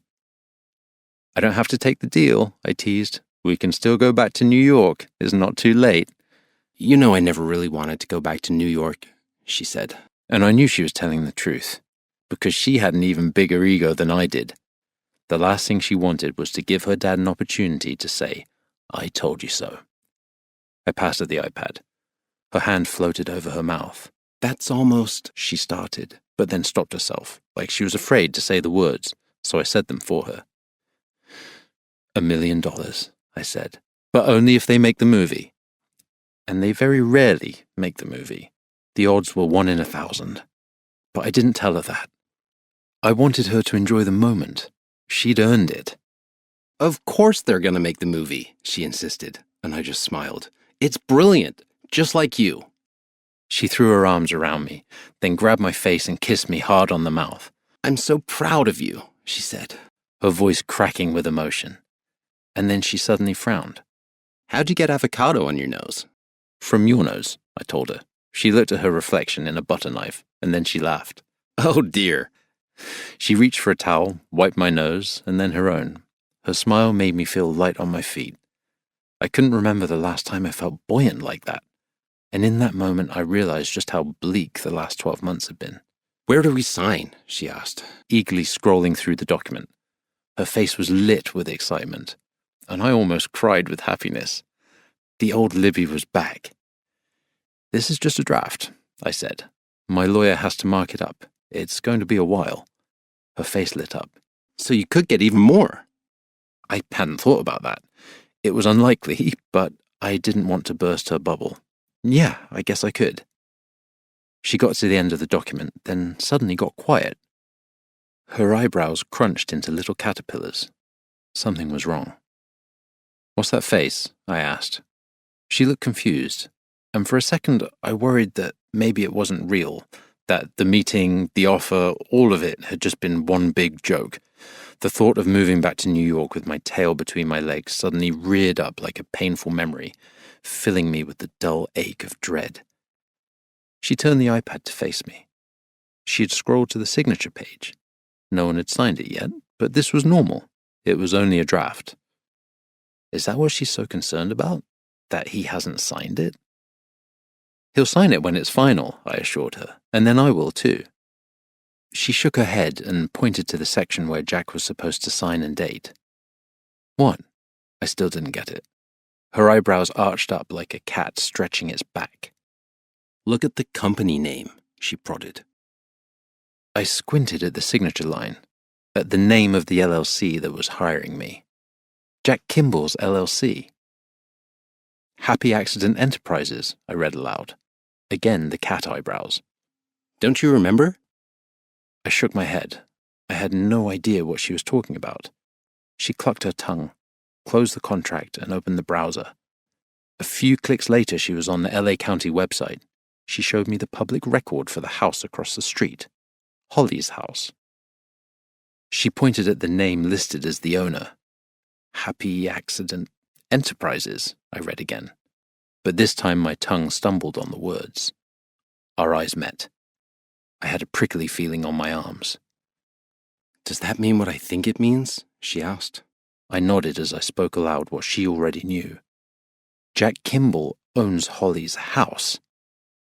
Her mouth drifted open. But how? I mean, why? What possible connection could Jack Kimball have to Holly? I shook my head. I had no idea. But I had a sudden pressing urge to find out. Part 4. Savannah, 3 months ago. What is a human life worth? We learned in 10th grade U.S. history that all men are created equal. But everyone knows that's complete horseshit. An accomplished life is worth more than a do-nothing life. A healthy life is worth more than a sickly life. Young lives are worth more than tired, old lives. Dad always said we're all equal in the eyes of God, but if that's true, it must be God's best-kept secret, because we sure don't treat each other that way. I was back in the smelly police cruiser, on my way to the scene of the accident, which also happened to be the street where I lived. When I told Officer Kellogg I left something important in my mom's car, I had thought he would say no, he couldn't take me. It was an active crime scene. I'd have to wait. But he must have felt sorry for me, because here I was on my way there. Other than the occasional crackle of the police radio, we rode in silence. The North Valley neighborhood we were traversing was not LA's finest. As we turned eastward toward my neighborhood, I peered out at long strings of homeless encampments, dotted with colorful tents and walled off by shopping carts. As I took in the filth and sadness of my neighbors, I asked myself again, what is a human life worth? I pondered Fancy Suit Man's offer. If I sold him the video and our silence along with it, that meant we could never sue him or the asswipe who sent him. When cases like ours go to trial, in order to decide the amount of an award, a jury has to determine the value of what was lost. So once again I had to ask, what is a human life worth? Or, more specifically, what was my dad's life worth? Dad never made a lot of money, but he took care of us in every way. He did everything dads do, from servicing the car and keeping the internet on, to cheering me on at track meets and consoling me with milkshakes when the cheering didn't work. He taught me how to surf, how to play Jingle Bells on the guitar, and how to light a campfire without any matches. He bought me dumb gifts like rainbow socks, each toe a different color, and a puzzle with my face on it. And, with the exception of the time he invited a puppy that wasn't house-trained to stay at our apartment for 3 weeks, he made my mom really happy. It was not just my dad's life that was part of the calculation here. Fancy Suit Man was protecting someone. If the video was as incriminating as we both assumed, someone worth a whole lot more than my dad would likely be going to jail. So, what was that guy's life worth? This was becoming a very complicated equation. Mom and I didn't need much, but we definitely needed help, because Mom couldn't pay the bills from her hospital bed. And we'd need a lot more money than I could make working at the mall. Of course, we could get nothing if the police had already found the camera. Most likely they had. They were detectives. Collecting evidence was kind of their job. But if they hadn't, why couldn't I take it? It was mine after all. Dad bought it for me. You could say it was wrong, but you could also say I had every right.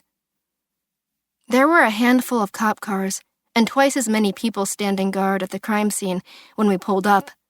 We parked across the street from my building, and suddenly, I couldn't move. I peered out at the street where my dad had taken his last breath. These buildings, trees, sky, were the last things he ever saw. How could I ever come here without thinking, this is where my dad died. This is where my dad died. This is where my dad died. On endless repeat. My vision blurred as panic attacked like 1,000 knives stabbing me at once. I was about to shout, forget it. I can't do this. Let's just go. When I heard a man laugh. Who the fuck is laughing? I looked out the window to see 2 cops, leaning against their cruiser, smiling and joking like this was some ordinary day. These guys didn't care about my dad. His death was just business as usual for them. In that moment, I knew if I wanted any chance of getting what my dad's life was worth, however much that was, I'd have to go and get it myself. Kellogg opened the door for me. You ready, kid? I answered by sucking up my rage and getting out of the car. If there was evidence to be found, I wanted to find it. If there was a deal to be made, I wanted to be the one making it. The hot midday sun blasted the asphalt under my feet as I walked toward the Cherokee. I saw dark polyester pit stains under Kellogg's arms as he raised the yellow police tape so I could slip underneath. It's okay, I heard him say to someone who wasn't me. She's family. I shielded my eyes from what I knew lay just beyond the car. Shattered glass, a crumpled door, little orange cones to mark the spots where bits of evidence might be, and kept my focus on the Cherokee. Just look at the car, Savannah. Just look at the car. The driver's side door had been removed, so I had a clear line of sight into the car. I glanced at the rearview mirror, where my dad had clipped the golf ball-sized camera, and saw that it was gone. My heart sank. Mom and I were in the hands of the justice system now, a system that would screw us like it always screwed people like us.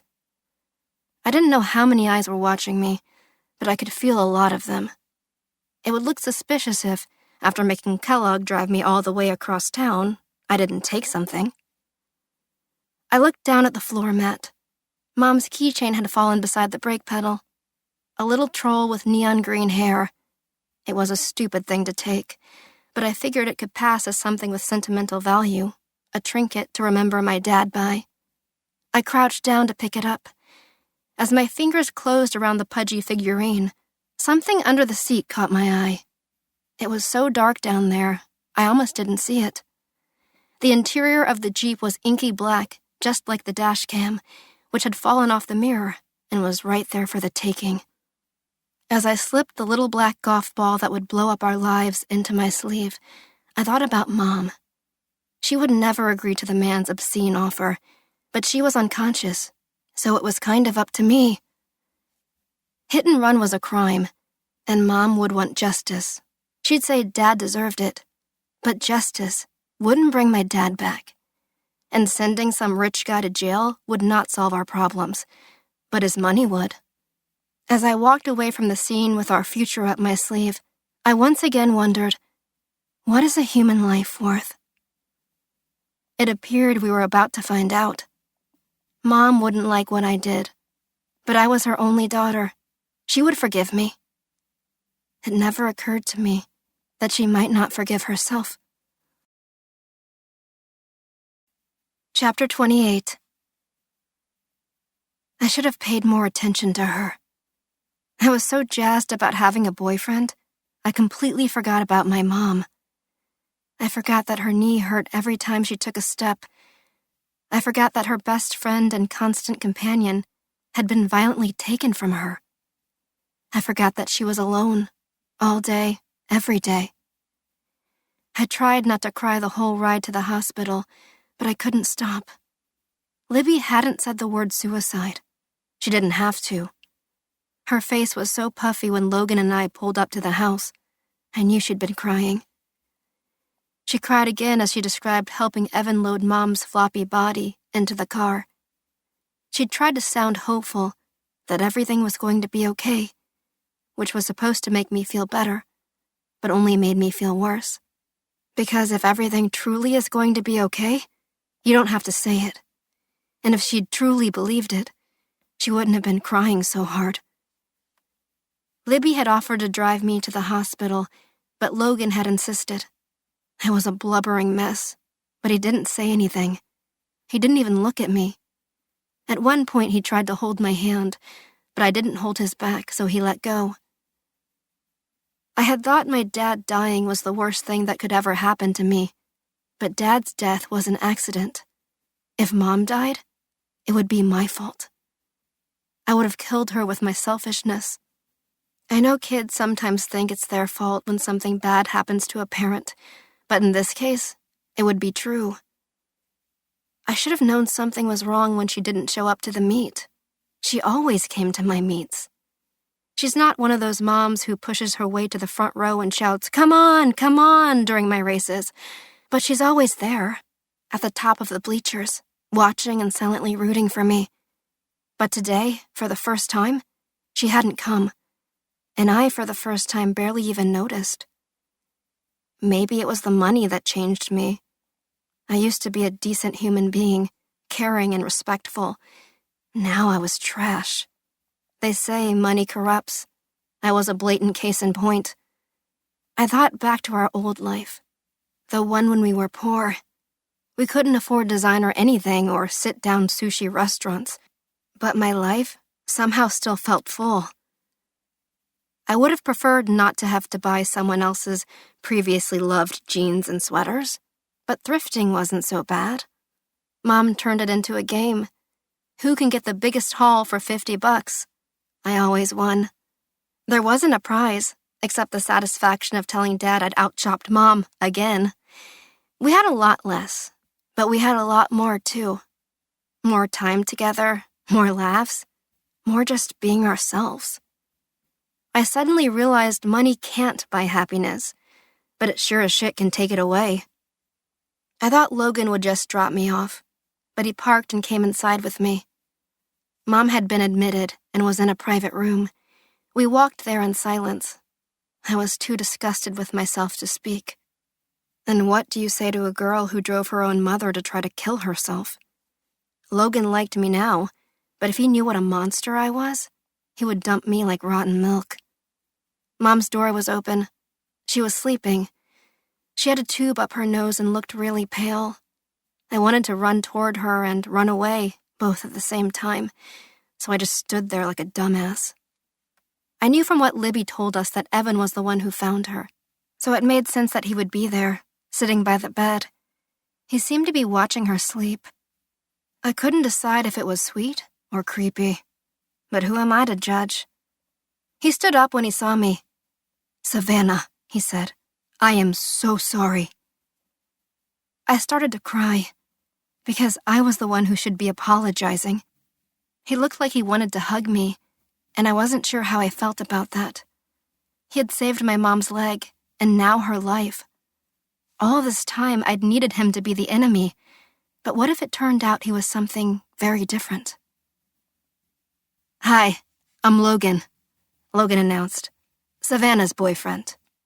There was a tense beat of silence, or maybe I was just imagining it, because I knew I didn't deserve a boyfriend, and maybe Evan knew it too. "Evan," he said. "I'm a family friend." Evan took a step back so I could take the place by my mom's bedside. "We'll leave you alone with her," he said kindly, and I saw he was looking at Logan. "You want to be alone with her, babe?" Logan asked, and I wasn't sure, but I nodded. I remembered the last time my mom was in the hospital, how I had crawled into bed beside her. I'd stayed all night like that, protecting her as she protected me. But I had failed her. I didn't deserve her company or her comfort. I put my face close to hers. "I'm so sorry, Mommy," I said into her cheek. But she didn't stir. I grabbed her hand. "I'm here now." I was so close to her, I could almost hear her heartbeat. I squeezed my eyes shut in silent prayer. "Please, God, I'll give everything back. Please just make her well," I prayed. Not with my words, but with my heart. I laid my head down beside her and waited for God's answer to my prayer. Libby, 3 months ago. "Can I get as many toppings as I want?" Margot asked, gazing upon the colorful bins of candy at the self-serve frozen yogurt place on the boulevard. I didn't feel comfortable spending what it would cost to go to the other happiest place on earth. But the girls were long overdue for a special treat, so Froyo would have to do. They loved watching the creamy confection ooze out of the machine, and that they could pull the lever themselves. And we all marveled at the exotic list of flavors: German chocolate cake, lemon chiffon, red velvet cheesecake, and made sure to try them all. "Absolutely," I replied. The assortment of toppings was staggering. Gummy worms, Oreos, strawberries, kiwis, chocolate fudge. It was every dentist's worst nightmare. As many toppings as you want. Even if it costs more? I heard nervousness in my daughter's voice, and my heart broke a little. My parents never worried about money. We lived in a nice house with plenty of room for our family of 5. My sisters and I never fought over the bathroom because we each had our own. My mom had a study for reading, a music room for practicing her piano, and a dressing room with so many shoes she needed a ladder to reach them all. When things got old, car, television, living room furniture, we replaced them. My parents sometimes haggled over details: what color, how big, leather or velvet, but never about how much it cost. Everything was decided based on what we liked. Should we rent a ski house in Aspen or Stowe? Should we visit Barbados or Greece? Should we buy a Mercedes or a BMW? It was never, well, what's cheaper? Only, what do you prefer? Most people would probably consider me spoiled. I understand now that it's not normal to always have whatever you want, but I never knew anything different. My sisters and I were not ungracious. We said thank you and helped around the house. But we were never denied things we wanted because they were too expensive. I was never afraid of being broke, because having to worry about money was not real to me. Until it was. Since Andy's career went cold, every choice I made about what to buy was about how much it cost. I chose the spaghetti that cost 99 cents over the one that was $1.79. I bought no-name brands, clipped coupons, and watched for sales. Every purchase was a calculation. If something wasn't a good value, I didn't buy it. This was new for me. I used to have people to help me around the house, but we couldn't afford that anymore. The first person we let go was our once-a-week housekeeper. I did all the laundry now, mopped the floors, scrubbed the toilets. Not long after we let Rosa go, we reduced our gardener from once a week to once a month. He mowed the lawn and trimmed the trees.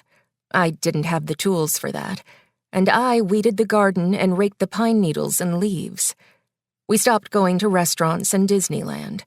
I became the art teacher, and dance lessons were put on hold.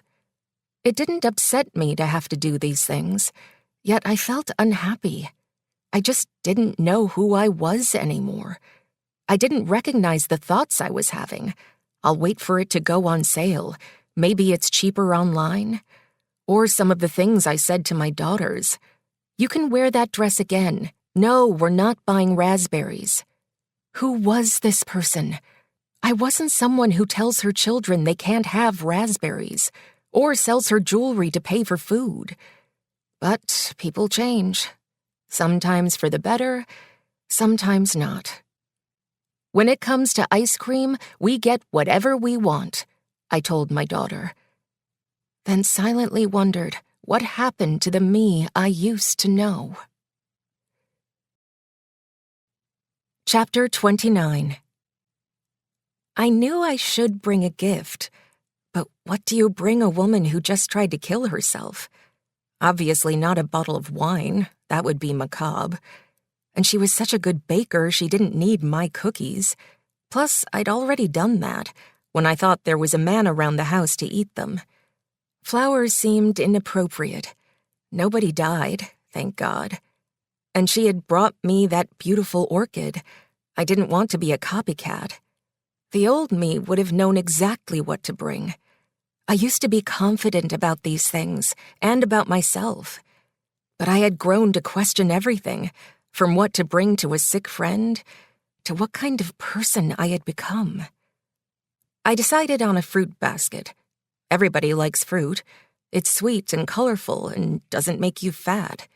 I packed the basket myself, with apples, pears, kiwis, grapes, and tangerines, best I could do given the season, then wrapped it in plastic and secured it with a cheery yellow ribbon. I waited until late morning, when I knew Savannah would be in school, then walked across the street and rang the bell. Holly had only been home from the hospital for a few hours, but I didn't want her to be alone that first day back. I wanted her to know she had friends who cared about her, who she could talk to. Yes, I was curious why my husband's A-list employer owned her house, but I would not bring it up. I wanted her to feel supported, not judged. So I would stifle my curiosity and just be her friend. Holly answered the door wearing baggy USMC sweatpants and a plain white t-shirt. Without makeup, she looked so young. If her daughter had looked anything like her, they could have passed for sisters. "I brought you some fruit," I said, and she smiled a little, like people do when they are too embarrassed to say anything. "I know you probably need to rest, but I didn't want you to be alone today," I added by way of apology, but also so she would know I was not about to let her do this again. Savannah had texted me that the blood work showed no permanent damage, but she would be suffering from what felt like a really bad hangover for at least a couple of days. "That's so kind of you," Holly said, eyeing the shiny red apples and twirls of green grapes. Then she got suddenly sad. "I can't imagine what you must think of me." "I can't imagine what you must think of me," I said, redirecting all shame and regret onto myself. "I knew you were going through a difficult time, and I wasn't there for you. I'm a terrible friend. Forgive me." She twisted her hair with a nervous finger as she met my gaze. "I just put some coffee on," she started, and I couldn't tell if she wanted to invite me in or get rid of me. "If you want to be alone, I would of course understand," I said in a tone that suggested leaving her alone was not an option. "But you don't have to be," I continued. "I put my favorite pears in that basket without saving any for myself. They would go great with that coffee you were making." Okay, not very subtle, but I really didn't want her to send me away. "If you don't mind me looking like this," she said, indicating her makeup-less face. I smiled with relief. "Are you kidding? You look absolutely radiant," I countered. "If I had skin like yours, I wouldn't wear a scrap of makeup, ever." And now her smile was genuine. She opened the door wider, and I stepped inside. "I can smell the coffee from here," I said, breathing in the rich, caramely aroma. Her house was immaculate. Or, I should probably say, Jack Kimball's house was immaculate, given that I knew he was the one who owned it. I pushed the thought away. This was not the time to reveal I had stumbled upon the identity of Happy Accident Enterprises. I was here as a friend, not a nosy Nancy. I sliced the pears as she poured me a cup of Pete's best dark roast, and we settled into her sunny breakfast nook. I had intended to keep the conversation light, with talk of my second grader declaring she had a boyfriend, and my befuddlement that the gardenias I planted last spring were all dying. But she wanted to tackle the elephant in the room, so I followed her lead. "Evan told me you helped him, she began, then looked down at her fingernails. I noticed she had let her manicure go. They were chipped and uneven, just like mine. "Right place, right time," I said, trying to diffuse the gravity of what had happened. He would have been just fine without me. I was all too happy to let him be the hero. Truth is, besides steering her waterlogged legs onto his back seat, I didn't really do a thing. "It's kind of a miracle that he found me," she said, then went on to explain. "I guess he got some sort of flood alert. He thought he was just coming over to reset the alarm." It was clear she still wanted me to think they weren't together. If her suicide attempt was spurred by guilty feelings about the relationship, I didn't want to push, so I let it ride. "Well, thank goodness for that alarm," I said, then couldn't help myself from adding, "But honestly, I think people have a sixth sense about their loved ones." I told her about an incident Margot once had in a community pool. A girl who couldn't swim had followed her into the deep end, then started to panic when she realized she was in over her head.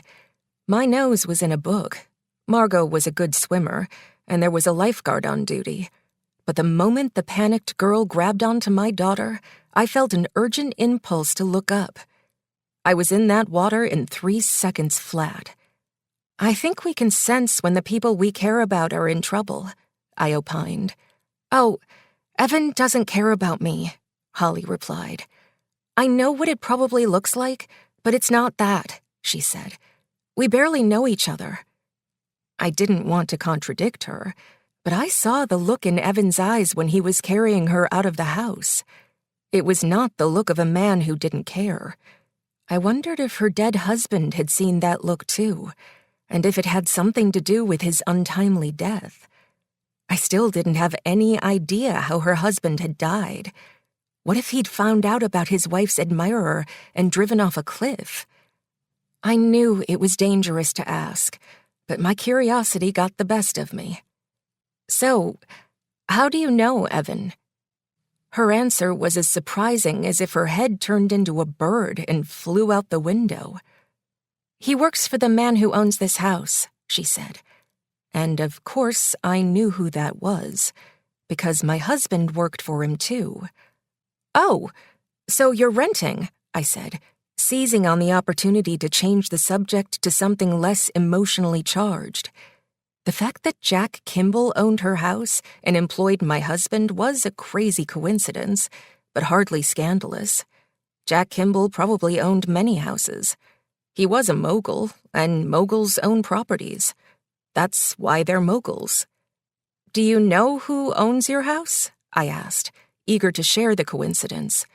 If she didn't already know, surely she'd get a kick out of learning the Jack Kimball was her landlord, and that my husband also had a connection to him. "No," she said. "Evan found it. We only deal with him." I thought about the house being owned by an LLC, and how it was entirely possible she didn't know who owned it, just as I hadn't until a few days ago, and probably never would have if it weren't for Andy's contract. "And you never asked him?" I said, setting up my big reveal. I couldn't wait to tell her she had a celebrity landlord. If I sensed she was uncomfortable that I was snooping around, I would just explain that I looked up the public record to see how much it sold for, to know what my house was worth. People do that all the time. "I'm not allowed to know," she said, and my excitement mounted. It made perfect sense that Jack Kimball would want to preserve his privacy, but I figured we could keep it our little secret.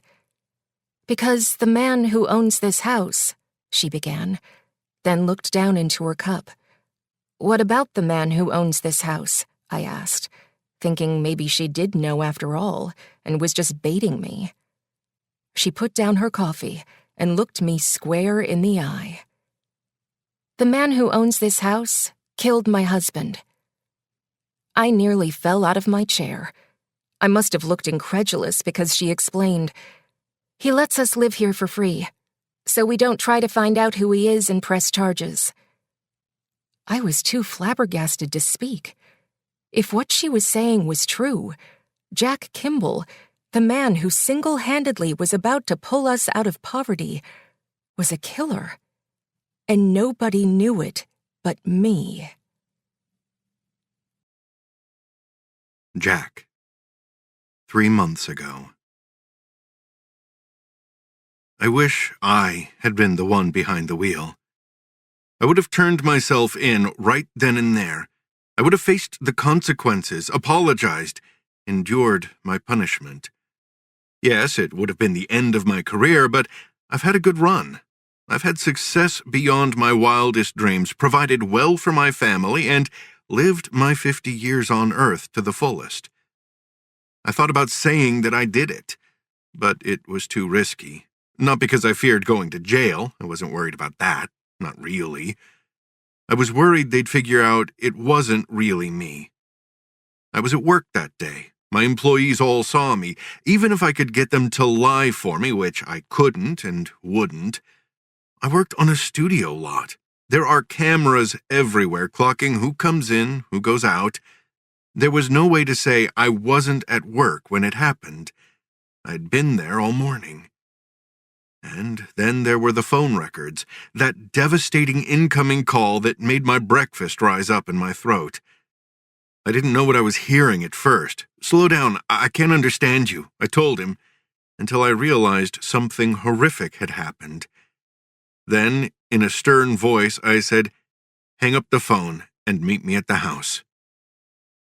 The entire ride home, I prayed that I had misunderstood. The words were garbled, mangled by emotion. Maybe I didn't really hear, "I think I killed him." But then why was he sobbing like that? The 20-minute ride to the house was a blur. I was not in my body.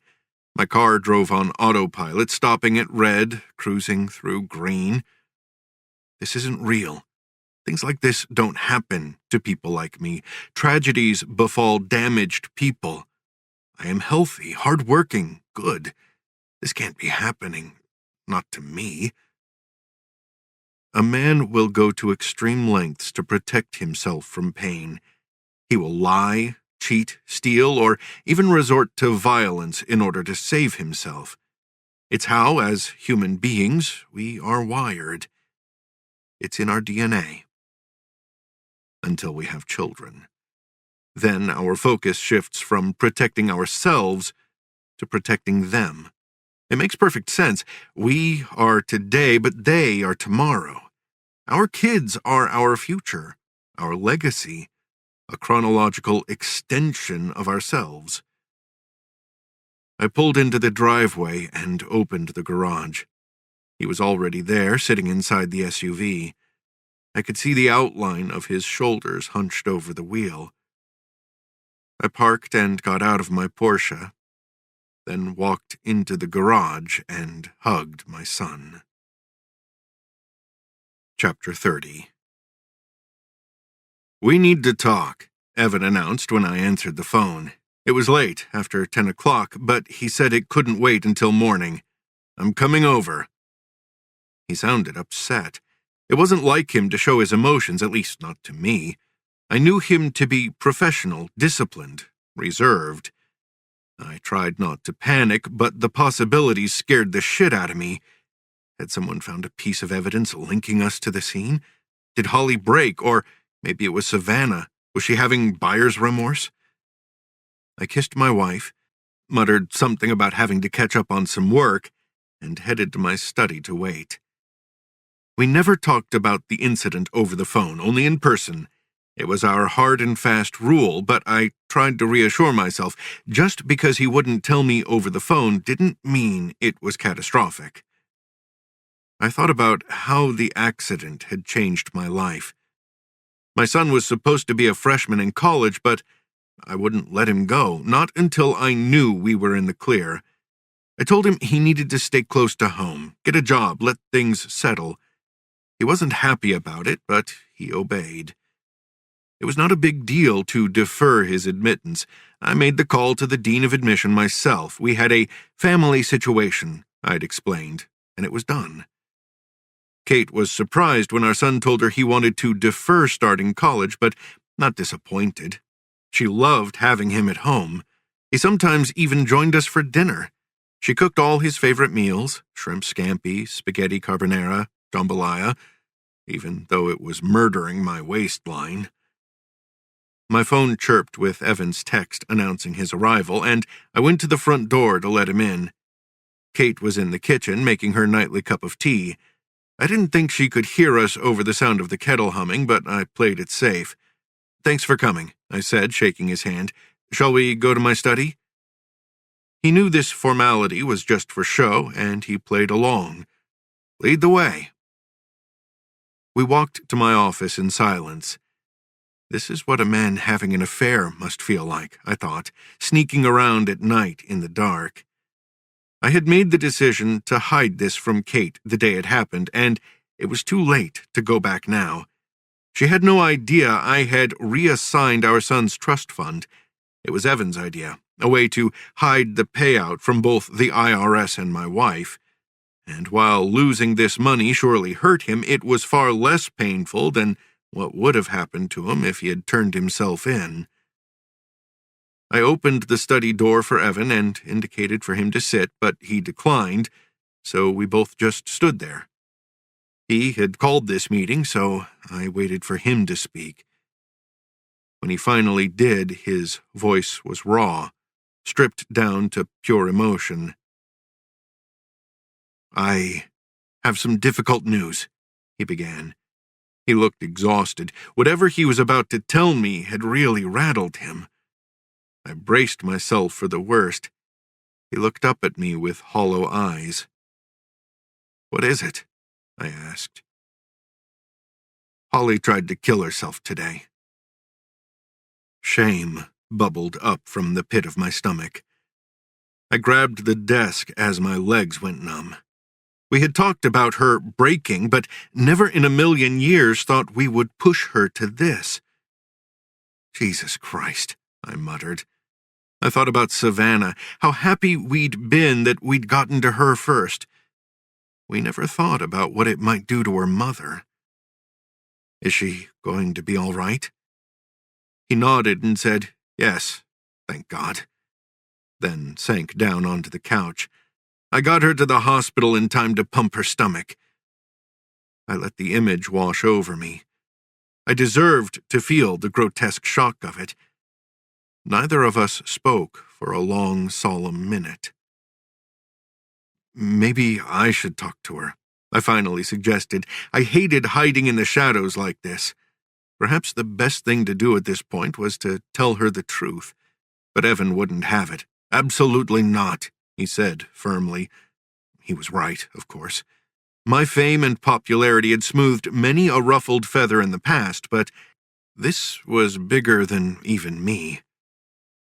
"There's something else," Evan said, and now I sat down too, hoping he had led with the worst of it. "Your son came to her hospital room." And that confused me. "He did what?" I asked dumbly, unable to make sense of it. Why would he do that? How did he even know? And Evan's reply was so absurd I almost laughed. "He's dating Holly's daughter." I repeated his words in my head to make sure I'd heard him right, then shook my head. "Logan knows better than to go anywhere near either of them," I insisted. "He's smarter than that." But Evan was insistent.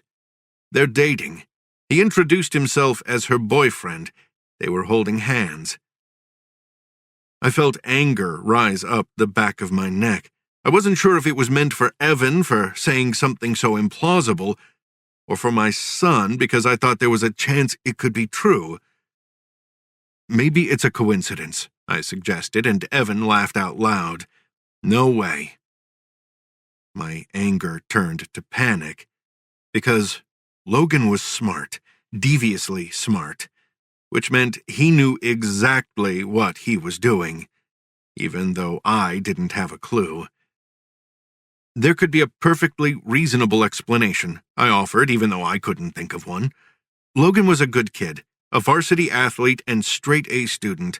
I knew it was hard for him sometimes, being the son of a celebrity, never knowing who your friends are and having to share your dad with the world, but he handled the pressure of being under the public eye well. Or at least he seemed to. Maybe I had missed more than I knew during all those months away shooting movies. Had I overlooked something? Was there a side of him I'd never seen? "Where is he now?" Evan asked, and I shook my head. "I don't know. He's an adult." I started by way of excuse, but he cut me off. "You need to find him," my lawyer said. "We need to talk to him about what the hell he thinks he's doing." Evan had never raised his voice to me before, but I let it go because in this fraught moment, I knew I was going to need him now more than ever. Savannah, 3 months ago. There was a knock on our door at 8 a.m. We knew the police were going to want to talk to us. We just thought they would come at a decent hour. I showed Officer Kellogg and his plainclothes sidekick into our living room, then went to the bedroom to wake up Mom. "Mom," I said as I touched her arm. "They're here." She blinked herself awake. She looked disoriented, but that was not uncommon these days. "I'll make you some coffee," I told her, as I handed her a bra and a pair of sweats that would fit over her brace. There was no point in asking them to come back later. The sooner we got this over with, the better. "You can sit down if you want," I told the policeman as I returned to the living room after putting the coffee on. Kellogg looked a little winded from those 3 flights of stairs, but plainclothes dismissed my offer with a stoic smile, so they both just remained standing. It took a couple of minutes and the aroma of fresh brew to get my mom out of bed. She was bleary-eyed but not ungracious to our unexpected company as she joined us in the living room. "Good morning, officers," she said. "I hope you don't mind if I sit?" "Of course," they both said in unison. In the kitchen, the coffee pot sputtered, and I used it as an excuse to slink out of the room. I had to get out of there. I felt like I was suffocating. Mom was about to put the final nail in our Pandora's box of secrets. After she lied to the police about what we did, there would be no going back. I reminded myself that our hand had been forced, and that I didn't want her to tell. Nothing good would come of it. "Any details you can remember," I heard one of them say, as I opened the cupboard to forage for cups. I suddenly realized I had no idea what she would say. We hadn't talked about how to handle questions from the police, or any of it really. How else we could have survived without Dad.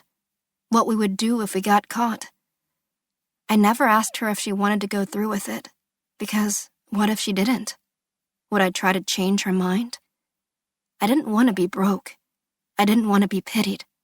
And more than anything, I didn't want to go back to my old school.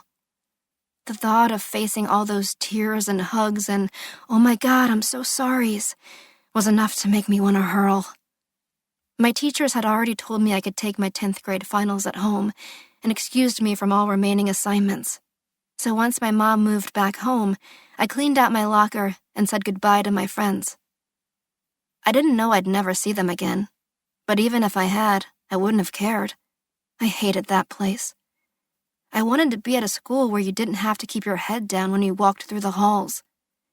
I wanted to go somewhere with a real track and field program, one that had locker rooms with working showers. I wanted to be with people who wanted something more out of school than to just get through. I wanted friends who didn't have to work every weekend and could hang out. And I wanted a boyfriend, a guy from a good family who could afford to take me out and had a car to drive me home. But more than all those things I wanted, there was one thing I didn't want: to be the girl whose dad died.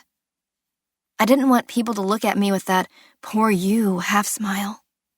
I didn't want to spend the next 2 years ducking Principal Price, who I'd cried all over and would never be able to look in the face again.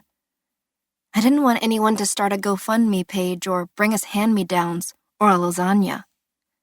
I didn't want to be talked about, pitied, stared at, coddled, or avoided. I didn't want to have to assure people I was going to be okay, because some days I might not be. I didn't want to have to start every conversation with someone saying, "Sorry about your dad," or hate them for not saying it. People would say they didn't bring it up because they didn't want to remind me, as if I wasn't going to be thinking about him every damn minute of every damn day for the rest of my life. I wanted to move forward, but more than that, I didn't want to go back. I fished the milk out of the fridge, then smelled it to make sure it hadn't turned. With just 2 of us in the apartment, perishables sat a lot longer now. I had already thrown out a pound of deli meat, a half-dozen tomatoes, 2 avocados, and a hunk of moldy cheese. "I'm sorry, but It's all just a blink, I heard Mom say as I opened the cutlery drawer. I was just about to fish for a spoon when the detective asked a question that stopped me cold. Do you know what this cord was for? Out of the corner of my eye, I saw Plainclothes pinching a power cord between his finger and thumb, the one for the dash cam. My hand hovered above the teaspoons as I waited for Mom to answer. Is it for a cell phone? Mom asked. No, not for a cell phone, Kellogg said. It's a barrel connector. Phones use USB. Plainclothes stepped forward to show it to her. She looked at it and shrugged. I'm not much of a tech person, Mom said, and that was true. When Dad showed her the dash cam, she had just rolled her eyes and called it a ridiculous waste of money. And at the time, I had agreed. Did you have a nav? Kellogg asked. Mom shook her head no. I always just used my phone. And that was also true. What about a dash cam? The detective asked. The coffee maker gurgled as the last drops of French roast dribbled into the pot. This was her chance to tell all, get justice for Dad. I squeezed my eyes shut as I waited to hear if she was going to take it. It was an old car, Mom said. We never bought any fancy equipment for it. I opened my eyes to see my hand was shaking. I balled it into a fist to match the growing knot in my stomach. The dash cam was in my room, a mere 10 feet from where the cops were standing, and the video was on the phone in my back pocket. It had automatically synced when the camera was in range, no password needed. That's too bad, Kellogg said. A dash cam would have made our jobs very easy. But we have other avenues, don't you fret. I suddenly realized I'd been holding my breath. I picked up the pot, then exhaled behind the swoosh of pouring coffee. A skilled detective might have sensed Mom was hiding something, but we were poor white trash. We didn't get LAPD's A-team. I didn't know whether to be relieved or pissed. I vaguely heard Kellogg ask if we wanted to file a stolen property report for the car, and then apologized that that cord, whatever it was for, was the only thing they had extracted before the car disappeared. I tried not to think about what kind of people could disappear a car, right under the cops' noses. But as I was about to find out, they were capable of much worse than that. Chapter 31. I spent the night in my mom's hospital room. Just like old times, I thought, as I contorted my body to fit on the narrow fold-out cot. They discharged her first thing in the morning. I didn't want people to wonder where I was. Calabasas High kids didn't ditch. So I went straight to school, wearing yesterday's clothes, and propped up by a triple espresso. If any of my friends knew my mom had OD'd, they didn't let on. Trisha from pre-calc hit me up for help with her test correction like always. Nicole asked to borrow my phone at lunch again because she was grounded and had hers taken away. And my English teacher still called on me to explain how Cordelia propels the plot in King Lear, and still tisk-tisked me when I didn't know. I was having the high school experience I'd always dreamed about. I loved my shiny new locker, our fancy auditorium with recessed lights and padded seats, the chem lab with enough Bunsen burners so everyone got a turn. I tried not to think about how I got here, because those kinds of thoughts would have ruined the whole thing. The bell finally rang. Butterflies twirled in my stomach as I scooped up my books and headed for the meeting place. I was relieved to see my mom was already there. She smiled at me when I got in the car, then asked about my day like everything was perfectly normal. I had told her that we didn't have track practice that day, which was a lie. I didn't want her to know I was afraid to leave her alone all day, because that would have made her feel guilty and sad, and we'd had enough of that. When we got home, she said she needed to lie down and went up to her room. A few minutes later, she called to me, so I went up and stood at her bedside. "Sit," she said softly, and I sat down on the bed.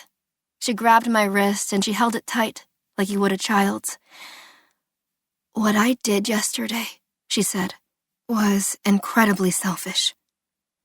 My throat got tight. I willed myself not to cry. I didn't want to make her feel bad, Her feeling bad is how we got here in the first place. I want you to have a big, full life. Have everything I never had. I guess I just didn't want to get in the way of that, you know? I nodded, but I wasn't sure what she meant. She was my mom, and the reason I even existed. How could she be in my way? Anyway, it was stupid, and I'm not going to do it again. I don't want you to worry. She looked really tired. Her under eyes were puffy and dark, so I nodded like I agreed, even though I was worried as shit. Libby came over this morning, she said. I was afraid to try to be friends with her. Afraid to try to be friends with anybody. I don't know. Maybe I thought I didn't deserve to have friends. Her voice went up like a question, so I nodded to let her know I understood. Did you tell her?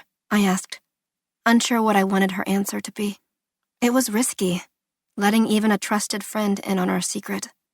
But keeping everything all bottled up had proven dangerous too. Not everything, Mom replied. But enough to feel like I don't have to pretend to be someone I'm not anymore. And you know what? It felt good. She smiled, but I still felt uneasy. Is she telling me I should tell someone too? And how much could I say if I did? She squeezed my hand, then closed her eyes. I knew she wanted to sleep, so I swallowed my questions and went downstairs to start my homework. Shakespeare was hard enough when you could concentrate, so I didn't make much headway. As I sat there reading the same 3 verses over and over, I thought about what she said about not deserving friends. And I realized I felt the same way every damn day. I just handled it by shopping and pretending. It was getting dark out. I was just about to rummage in the fridge for something to eat when the doorbell rang. I should have known Logan would stop by. He had been texting me throughout the day. Funny little memes like a cat clinging to a branch, hang in there, and dancing flowers singing, the sun will come out tomorrow. I was such a wreck at the hospital that I'd sent him away. He didn't need to see me all puffy-faced and crying. I wanted him to like me, not feel sorry for me, although it was probably too late now. Hi, I said, when I answered the door. I tried to sound normal, like everything was fine now. Missed you at practice, he said, pulling a bouquet of yellow roses from behind his back. They were the color of sunshine and cut through the darkness like a ray of light. Why are you so nice to me? I asked. I didn't deserve flowers after what I had done to my mom. In fact, they were just making me feel worse. Because you're my girlfriend, he said simply. I had never been anyone's girlfriend or gotten flowers, except for my parents at my 8th grade graduation. But they weren't the fancy kind like these were, with little vials of water on each stem to keep them fresh. Are you going to invite me in? He asked. I looked and felt like shit, but those flowers looked expensive. I closed the door behind him as he stepped into the entryway. How's your mom? He asked, and I clenched my teeth to keep from crying. I didn't trust myself to speak, so I just shrugged. The crinkly plastic sheath around the flowers crunched against my chest as he pulled me into a hug. It's going to be okay, he said into my hair. He let me go, then looked down at the flowers. Let's go put those in some water. I found a vase and we set the flowers on the kitchen table.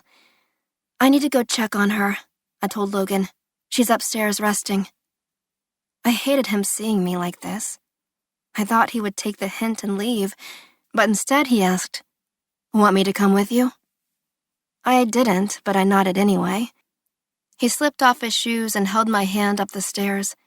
I indicated that he should wait in my room while I peeked in on her, then padded down the hall toward her open door. I took a few steps into the room, but stopped short of her bedside. Mom was lying on her back, hands by her sides, eyes softly closed. I could see her chest gently expanding and contracting. She was sleeping. I don't know what I was so worried about. She didn't have any more pills left. I'd made sure of that. and the other ways to do it seemed too complicated and messy, but I was still uneasy. "How's she doing?"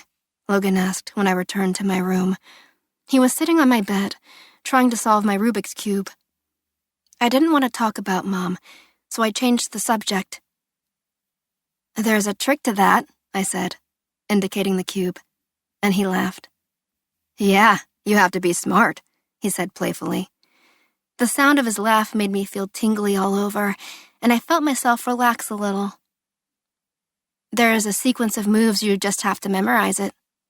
I sat down beside him, and he offered me the cube.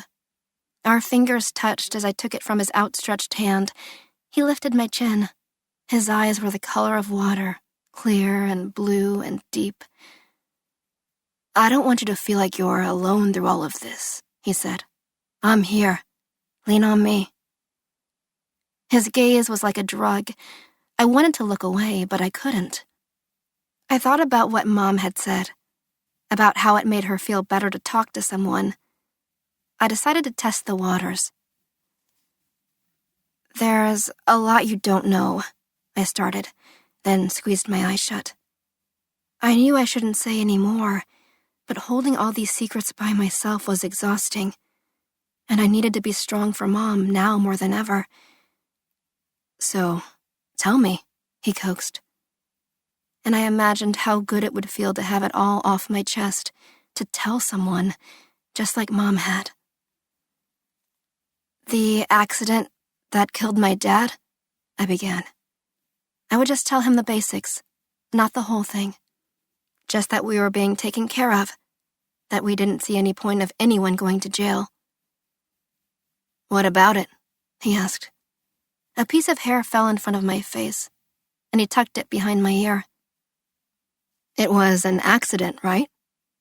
He leaned on the word accident, like he wanted to make sure, but I shook my head. "It was a hit and run," I announced. This was the first time that I had said the words out loud, and they scared me, because it was a crime. My dad had been murdered, and I had played a part in covering it up. "And they never found the guy who did it?" Logan guessed, and I shook my head. "No, but," I started, then shut my mouth. I knew I should stop there.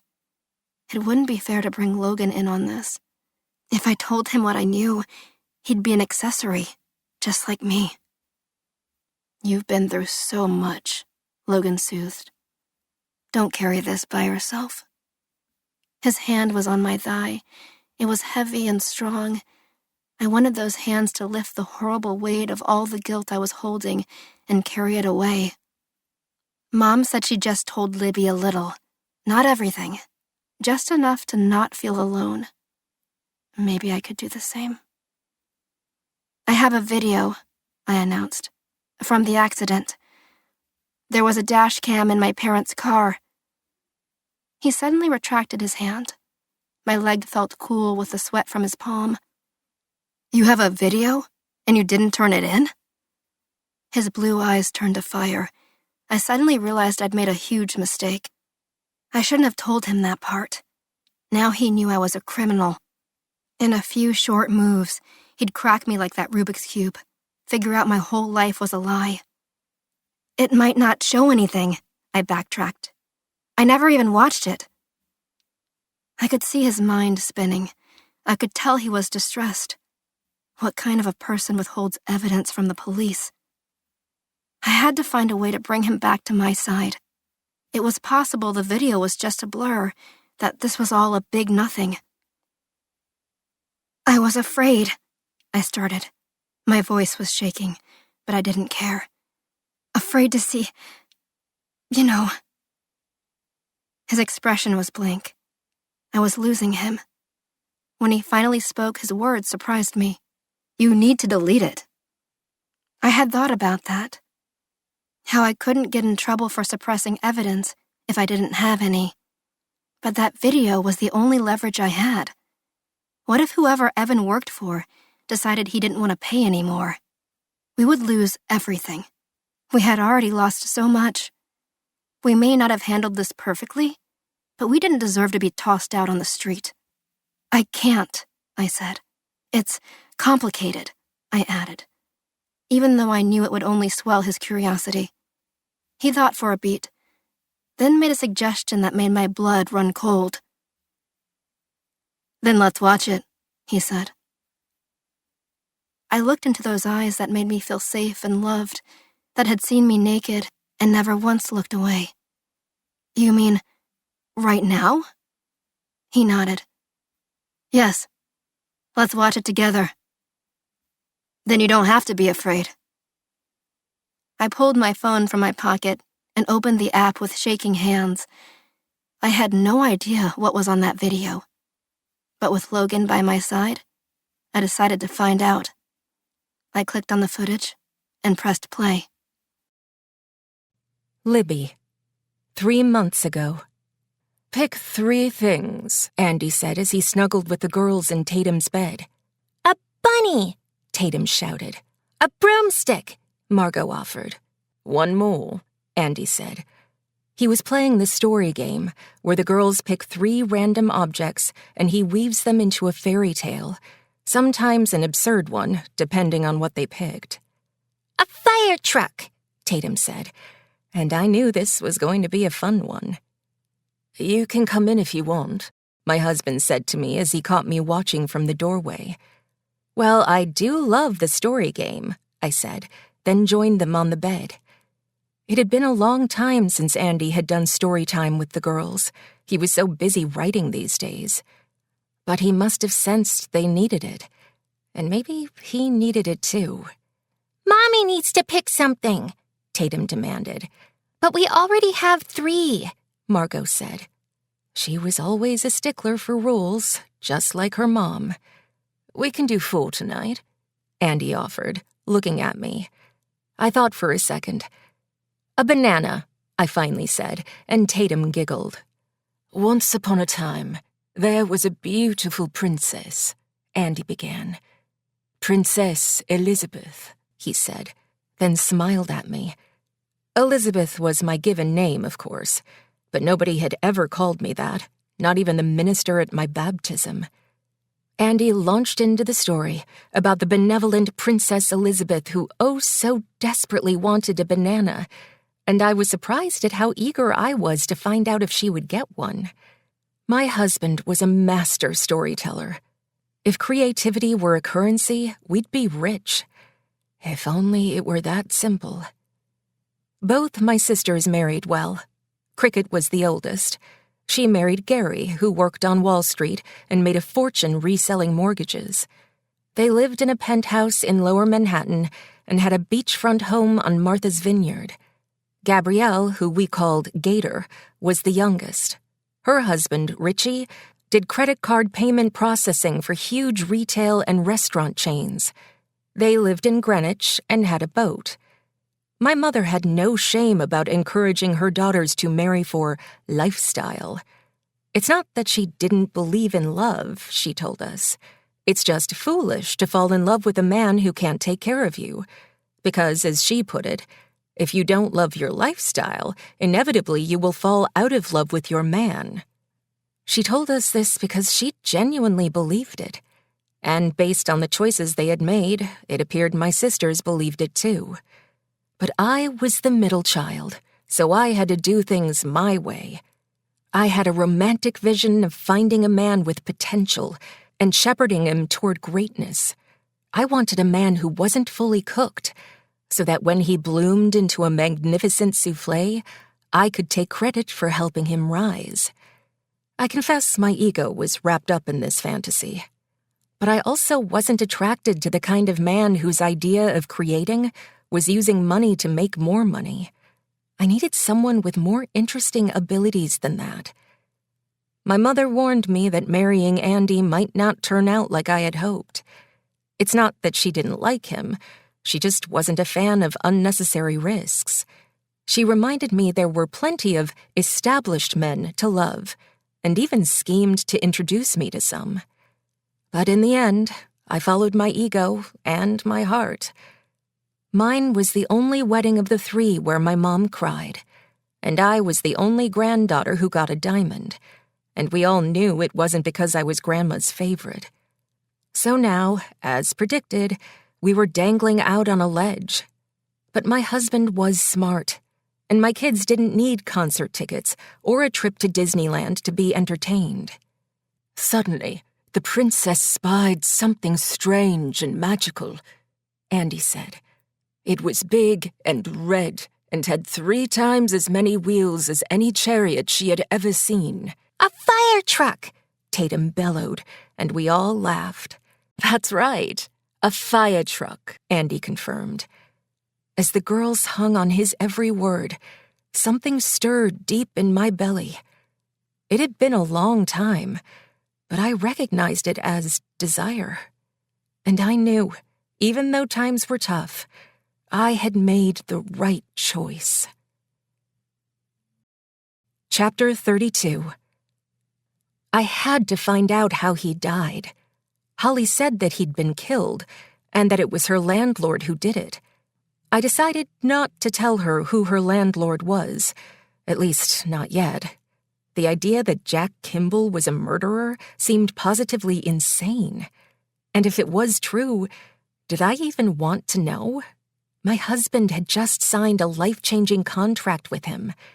If I was smart, I would just keep my mouth shut and forget all about it. But I couldn't. So how was I going to find out how Holly's husband had died? I didn't even know his name. Solving puzzles was my husband's superpower. But I wasn't sure I wanted to tell him what Holly had just told me, not with $1 million contract on the line. I would have to find out for myself. I recalled the day when Andy found out Holly was a widow. He had started sleuthing, but I had interrupted, and so he stopped. I'm not the jealous type, but Holly was a bombshell, and he likely, rightfully, felt self-conscious taking an interest in her past. I trusted he had abandoned the investigation. Under normal circumstances, any wife would be relieved. But now I wished I'd let him finish the job. I remembered that he'd been on Savannah's Instagram, so that's where I started. Andy had told me Holly's husband died about 3 months ago, so I logged onto his daughter's page and started scrolling backward. After enduring countless mind-numbing selfies, I finally got to her post of May 20th announcing the death of her dad. I scrolled through the flurry of condolence messages. It was a sea of hearts, thinking of you, and hug emojis, sending hugs. I was about to give up when I saw a post from someone called byline_by_Jed. We honor your dad in this week's paper, Jed wrote. Hope I got the deets right. Hang in there. He included a link. My heartbeat quickened as I clicked. And there it was, an obituary for the departed Gabriel Monroe Kendrick in the Valley High Times, Savannah's Van Nuys high school newspaper. There was a picture of the happy family, arms around each other, smiling at the camera. They were dressed up. Maybe some sort of concert? Was Savannah in the chorus? The band? Savannah's hair looked professionally blown out. Holly was in a black wrap dress. The departed husband wore a dress shirt but no tie. I read the article, savoring every word so as not to miss any details. Our cherished classmate, Savannah Kendrick, lost her father in a tragic accident last week. The article was dated May 24th, 4 days after Savannah's post.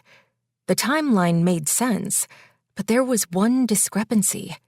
Jed wrote that it was an accident, but Holly implied something far more nefarious. I continued reading. This is the end of disc number 5. Please insert disc number 6. This is disc number 6. Mr. Kendrick was struck and killed by a speeding car outside their home on Calvert Street in Van Nuys. I paused to look up the address. Holly had said they'd lived in Van Nuys. This detail checked out. While by all accounts an accident, the budding reporter wrote, The driver fled the scene, and at this writing is still at large. I pondered the words, fled the scene. If the student reporter got the story right, it was not just an accident. It was a hit and run, which is both an accident and a crime.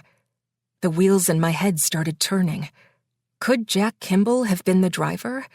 If his identity was unknown to Holly, why had he bought her a house? I couldn't make sense of it. I was going to need some professional help. "Andy!" I called out. He was probably in the garage fixing something. He didn't answer, so I unplugged my laptop and headed that way. If anyone could quash this crazy hypothesis, it would be Andy. He'd figure out what really happened, and then we'd laugh at how my imagination had once again gone completely off the rails. I opened the garage door to see Andy sanding one of Margot's desk drawers. He stopped when he saw me. "She said it was sticky," he began, and I cut him off. "You need to help me with something," I said, flipping the computer screen to face him. At the end of the obituary was a headshot of Gabriel Monroe Kendrick in military blues. Andy looked at it, then up at me. "What is that?" "Holly's husband's obituary," I said. "It says he was killed in a hit and run." I read him the short passage about the driver being at large, then announced, "You're going to think this is crazy, but I think Jack Kimball might have been the driver." To my great surprise, my husband didn't laugh at me. "Because he owns her house?" he asked. I nodded, then dropped the bomb. Holly told me the person who owns her house killed her husband. "When did she tell you that?" he asked. "Just now, when I went to visit her." "That would be a hell of a coincidence," he said. Then he asked, "She really said that?" I nodded. "She said she lives there for free. Compliments of the man who killed her husband." He frowned. "But she doesn't know who it is." I shook my head no. "Evan is some kind of middleman," I said. "What I can't figure out is, why would Jack Kimball anonymously be taking care of them? Could it be for karma's sake? Or is there a more diabolical reason?" "Let me see that," Andy said, reaching for my computer. His eyes scanned the obituary. "Says he died on May 17th, he said, not really to me. His hands started tapping on my keyboard, and then they suddenly stopped. "What?" I asked. I was eager for him to find the hole in my theory that would debunk the whole thing. "You're not going to believe this," he said, looking up at me, "but I saw Jack Kimball on May 17th. He had opened up his calendar of appointments. Sure enough, on that very day, he'd had a meeting with the one and only Jack Kimball. "So he couldn't have done it," I said, feeling a surge of relief. "Because he was meeting with you." It would have put a serious damper on things if my husband's new boss was a killer. I once again felt foolish for even imagining it. "No, he cancelled on me," Andy reminded me, "because something suddenly came up. But he was there on the lot. His office is all glass. I saw him through the window." I was getting confused now. Does that mean it could have been him, or couldn't have been him? My husband was already Googling again. I looked over to see he'd typed Jack and Kimball and family into the search bar. "He's married with one son," Andy said, clicking on a photo of a younger Jack Kimball with his wife and a boy who looked about 10. My hand flew over my mouth as I audibly gasped. "What?" Andy asked. "You recognize them?" "The son," I said. "What's his name?" It was an old photo, but the resemblance was unmistakable. "Logan," my husband said, reading the caption. "Why?" My heart plunged into my stomach, because it all made sense now. "Logan," I stuttered, pointing to his photo. "Logan is Savannah's boyfriend's name." Andy's brow contracted. I could see the wheels turning in his head. "This photo is from 8 years ago," he said. which would make him well into his teens by now. I remembered thinking what a good conversationalist he was for such a young man, how polite and composed, like someone who grew up in the limelight would be.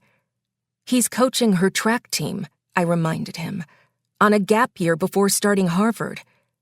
He clicked through more photos and finally found a more recent one. There was no denying it was the same Logan. The coincidences keep piling up, I said nervously, hoping my husband would agree with me. But he didn't. I'm not sure it's a coincidence, he said somberly. You think he's the one? I couldn't finish the sentence. It was just too horrifying to speak out loud. It would certainly explain Jack's behavior that day, Andy said, and his need to make amends. But why is Logan hanging around Savannah then? I asked. You would think if he did something like this, he would stay as far away from her as possible. Unless he wants something from her, he replied. His expression was grim as he added, but I can't imagine what that could be. We could be completely wrong about all of this, I said. I mean, we can't just go accusing anyone. If he's stalking Savannah and we knew, but didn't warn her mom, how would you feel? I thought about Holly, how she'd taken all those pills, how vulnerable she was. And I knew I had to tell her. Jack. 3 months ago. I only looked down for a second, Logan said. 1 second! He came out of nowhere. I didn't doubt my son was telling the truth. He was a good boy. He didn't drink or smoke, certainly not during the day, and would never drive under the influence. He knew there was always another way to get home. He had his own Uber account, and worst-case scenario, he could call me or his mom. We would always come get him, no questions asked. It wasn't my fault, he insisted. And maybe it wasn't. Maybe the pedestrians he mowed down in broad daylight did come out of nowhere. It was possible.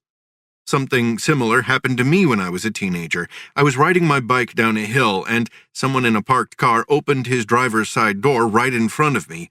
My front tire slammed into the inside of the car door, and my bike crumpled into itself. Whose fault was it? Technically, I slammed into the car, but the driver opened the door without even looking. There was no way I could have avoided hitting it. But I was on a speeding bike, and nobody died. So whose fault was it in Logan's case? Just because the guy he hit was dead didn't mean my son was at fault.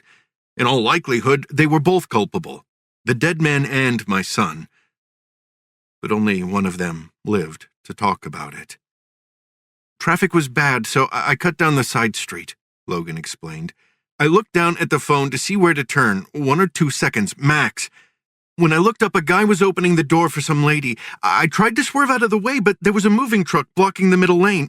There was nowhere to go. His whole body was shaking. I knew he wanted me to tell him everything was going to be okay, but I couldn't. It was too late for that. I blew the door clean off, he said, eyes wide with fear. I know I should have stopped, but I just... His voice crumbled into sobs. I spun his shoulders toward me and held him tight. You panicked, I said. He was frantic, so I tried to reassure him. That's natural. Anybody would. Of course he should have stopped. Fleeing the scene was the worst thing he could have done, but now was not the time for should-haves. Don't tell Mom, he begged. Please. This was, of course, an absurd request. I would tell his mother, and we would both go with him to the police station so he could turn himself in, just as soon as he calmed down. It was an accident, I said, trying to reassure him. We'll stand by you when you go to explain, but he cut me off. Dad, a man died. We can't go to the police. His eyes were wild with desperation. The thought of not telling the police was crazy talk, and the longer we waited, the worse things would get. Logan, don't be stupid, I said in my stern parental voice. We have to come clean here. No one saw me, he insisted. The street was empty, and even if they did, there's no plates on this car yet. There's no way to ID it. It was true. The SUV was almost brand new. The plates hadn't arrived yet. It would be difficult to positively ID the vehicle, but just because he might get away with it didn't mean we should try. I shook my head, tried to show resolve. Logan, we can't. They'll kick me out of Harvard, he pleaded. Even if it was an accident, it's still manslaughter. That's a crime. You know I'm not a criminal. I looked at my son.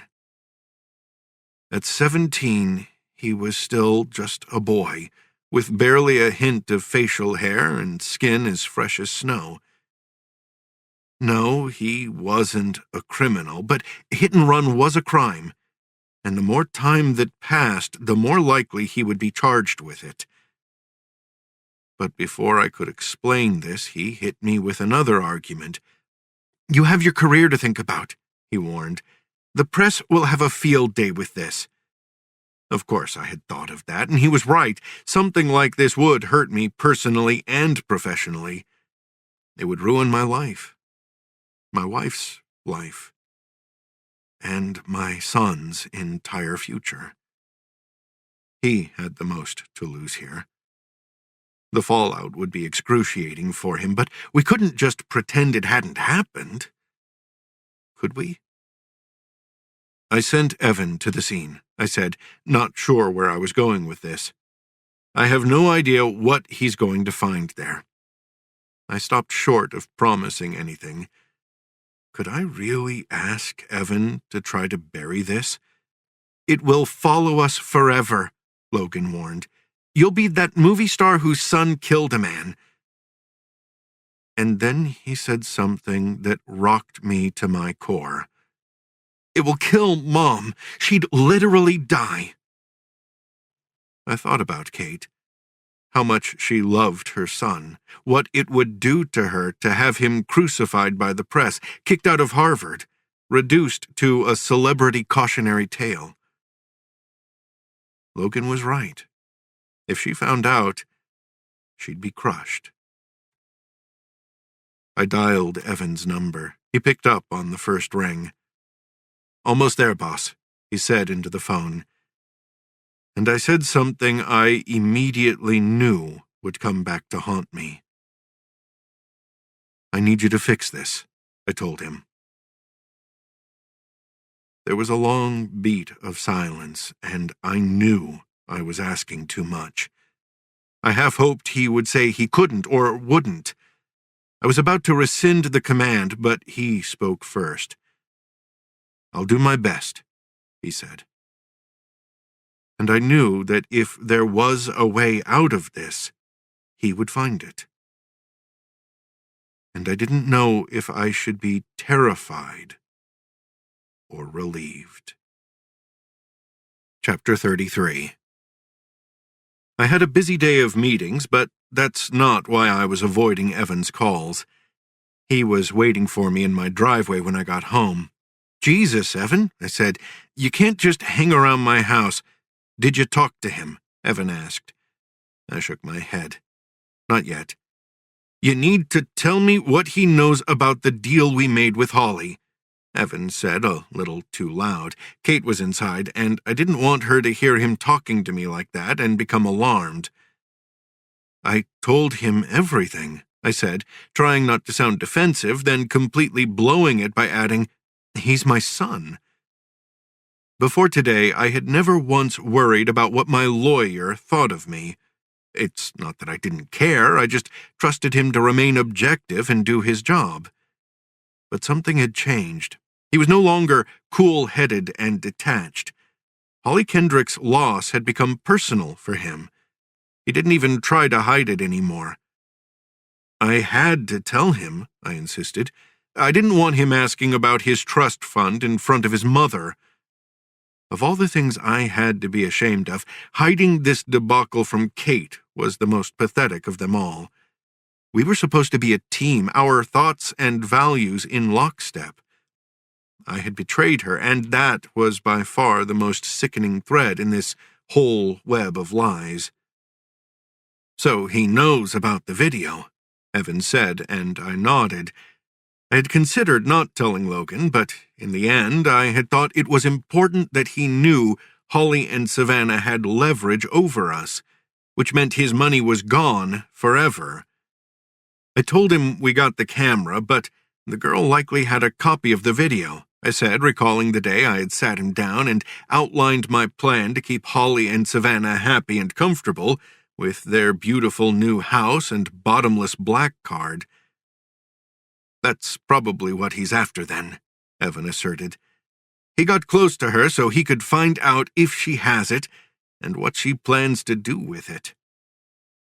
I didn't like the implication that my son was some sort of devious opportunist. Maybe he genuinely liked the girl. How would he even get it from her? I asked, hoping to challenge Evan's theory. If he was going to accuse my son of plotting something, he'd better have thought this through. But he just shrugged. He's your son, you tell me.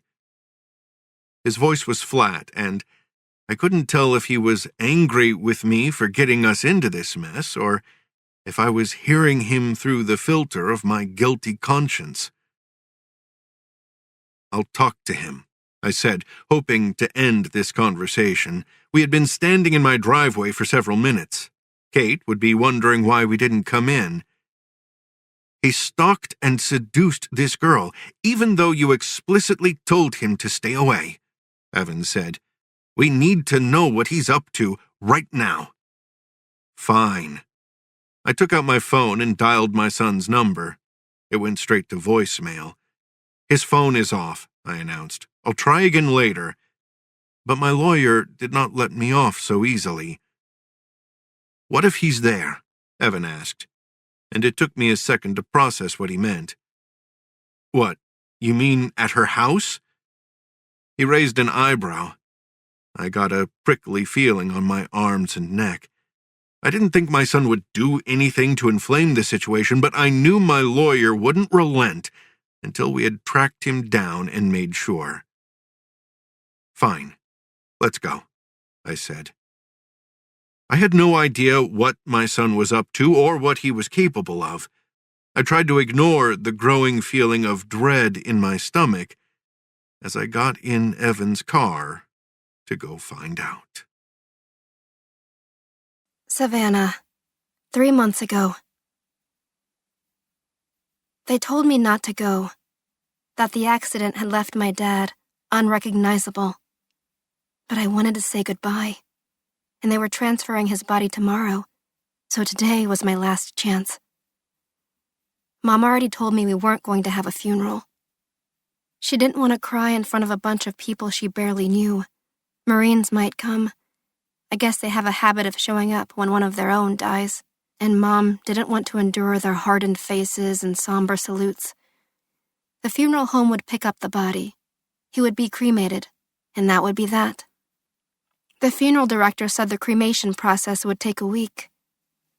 You would think setting a body on fire would be quick and easy, but apparently people's bones take a long time to burn. Mom had to sign a form saying we understood that even though they sweep the oven between cremations, they don't always get everything. So there may be little bits of other people mixed in with my dad. I wasn't sure I wanted bits of someone's favorite aunt coming home with us, but they said it couldn't be helped. I hoped the person they burned after my dad came from a nice family. So if some of my dad's ashes wound up with them, at least he wouldn't be surrounded by assholes. After Mom signed the forms, they gave us a catalog and asked us to pick an urn. Even the plain ceramic ones were ridiculously expensive for what they were. $400 for a vase with a lid? I could buy a perfectly good canning jar at the dollar store that would work just as well, but that's not how they do it, Mom said, so I just let her pick. Some of the urns came with twin mini-urns, but they didn't put ashes in those because souls split in 2 different containers can't find their way back to God, the funeral guy told us. That didn't make much sense to me after what they said about bits of bodies being left behind, but I didn't want to make a big deal about it, so I didn't say anything. Mom said she didn't want to see Dad's body without him in it. so I had to go to the morgue myself. I called the hospital, and a nice lady with a fancy job title arranged for an orderly in pale green scrubs to meet me at the hospital and escort me to where my dad was chilling. We met in the lobby of the emergency ward, then walked in silence to an elevator you needed a special key to operate. As my escort inserted the key into the slot, I noticed there was only one button on the panel. It didn't have an arrow, but I assumed it was down. I watched enough bad TV to know the morgue is always in the basement. The elevator was wide and lined with metal panels textured in a crisscross pattern that reminded me of monster truck tires. The orderly hesitated before depressing the button. "You sure about this, kid?" I wasn't, but I nodded. I had no reason to be afraid. It was just my dad. And it's not like he could yell at me for what I'd done. He was dead. For once, I would get to do all the talking. The elevator stuttered as it started moving, and I gripped my toes in my shoes to keep from lurching forward. The doors opened to a wide, brightly lit hallway, and I followed Mr. Scrubs around a corner, past a whiteboard with names neatly printed in a grid. A dry erase marker hung from a string, and I almost laughed at the obvious metaphor of how easily a life could be erased. My escort stopped in front of a door with a little window in it, then turned to look at me. "Take as much time as you need," he said simply, then opened the door. The room was narrow, with sterile white walls and a hard tiled door. There were 2 chairs along one wall, facing the gurney where my dad was resting. He was covered with a thick white sheet, and I remember thinking my big, strong, invincible dad suddenly looked really small. The orderly went in first, and I followed him in. I noticed he was wearing thin yellow gloves, and I wondered if he'd had them on the whole time and I just didn't notice. Or perhaps they were in his pocket, and he slipped them on when he was walking. "I'm going to pull the sheet back a little," he said, his voice rising like a question, so I nodded to let him know it was okay. I felt heat rush up my spine as he pinched the sheet between his gloved fingers. It was thick, more like a tablecloth than a sheet, and I wondered if they used special linens for viewing, or if all morgue sheets were this nice. As he peeled the sheet back with silent fingers, it folded in on itself, like a gentle wave lapping the shore. I braced myself to see my dad's face, but it was covered by what looked like a dinner napkin. I noticed the napkin sat almost flat, instead of rising where his nose should be, and I tried not to think about where the strong, straight feature I'd inherited might have gone. The orderly flipped up the bottom corner of the napkin, revealing a sliver of Dad's chin, then retracted his hands and took a step back. He didn't say anything, but I understood he would stop me if I tried to move that napkin, and to my surprise, I felt a flood of gratitude that he was standing guard. I looked at my dad's 2 swatches of exposed skin, smooth shoulder and sculpted chin. They were so white, more like the color of chalk than skin, and I realized that without blood running through it, a body was just an empty shell. Everything that made this ghoulish white vessel my dad was gone. His opinions, his thoughts, his warmth. This body was just Dad's temporary shelter, which he made his own through workouts and haircuts and silly smiles, but now had no purpose at all. So where is my dad? Where did he go? How could a lifetime of thoughts and wisdom vanish into nothingness? I had come here to talk to him, but standing there, I realized I had nothing to say to this matrix of bones and decomposing organs. My dad's body was just like this room, hollow and soulless, with nothing to grab onto. I had already told him everything that needed to be said in my prayers, things I couldn't say with that orderly standing there. I did a bad thing, I'd confessed. I betrayed everything you ever taught me about being a good person. But I know how the system works, how rich people buy cops and juries and judges. Someone was going to get bought, it might as well be us. If he could have talked back, he'd have told me that some things were more important than money, like dignity, honesty, and honor. And of course, he'd have been right. To move forward with the arrangement we'd agreed to, I had to let my dad go. Not the stiffening mass on the table in front of me. I had to let go of what he'd stood for. "I'm sorry, Daddy," I whispered to my dad's dead body. Pain crept up my throat, but I choked it down. I took a slow, deep breath for strength, then took a step back. "I'm done," I announced. My orderly nodded and pulled up the sheet. And that's how I said goodbye to my dad. Chapter 34. He told me that he loved me. Nobody ever said, "I love you" to me, except my mom and dad. And at first, I didn't believe him. But he just kept saying it, like it was the most natural thing in the world. And after the third or fourth time, I figured he really meant it. So I said it back. To be fair, I wanted to believe he loved me. Because I loved him. I loved the way he smelled. I loved how his laugh made me feel light as a feather. I loved the way his hand felt holding mine. I felt happy when I was with him, and anxious when we were apart. I thought Romeo and Juliet was stupid when we read it in 10th grade, but now that I knew what it felt like to want to die for someone, I totally got it. That's how I felt about Logan, and I was pretty sure that's how he felt about me. Which is why I had to tell him everything. I wanted to know I was his Juliet, who he would love no matter what I did or where I came from. I needed to prove to myself what we had was real, which meant we couldn't have secrets from each other. My parents argued sometimes about who had the car keys last, or how we would pay for my dance lessons, but they never kept secrets from each other. My dad always said love dies in dishonesty. If you can't share your true self with someone, he once told me, you're wasting your time.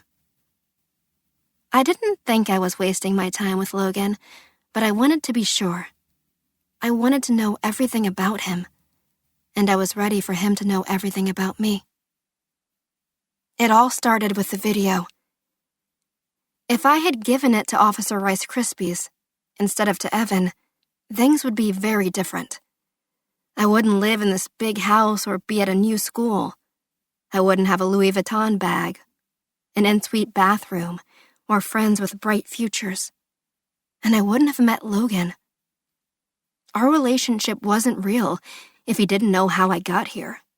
So I had to tell him the whole story, and that video was the key.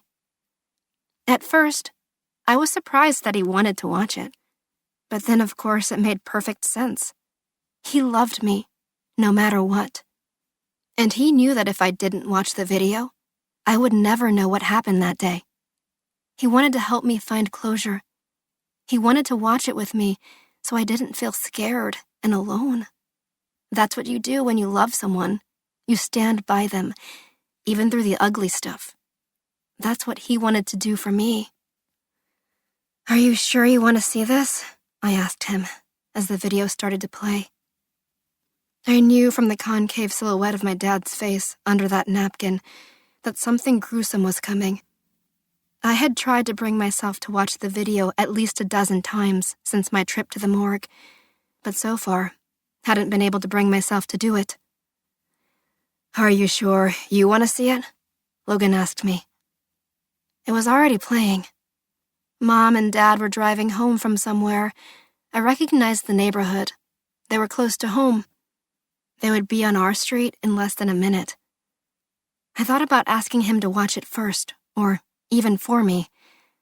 But I wanted him to be my partner, not my protector. We loved each other. We would do this together. "Yes," I said simply. I wanted to show him I was brave, that I could handle it. He reached for my hand and held it tight, and I knew I'd made the right choice. If you need to look away, just put your head right here. He patted the smooth nook between his neck and shoulder, and I nodded. I remembered watching Halloween with my dad when I was a little girl, how I had buried my head in that exact spot during the scary parts. But Logan wasn't my dad, and I wasn't a little girl anymore. I'll be okay, I told him, and believed it. That's how safe he made me feel. Our eyes were glued to the phone as the Cherokee turned onto my street. Only a matter of seconds now. The car stopped. My head felt floaty as I held my breath. The dash cam didn't have a mic, so there was no noise to drown out the thumping of my heart. For several seconds, we stared at the street I once called mine.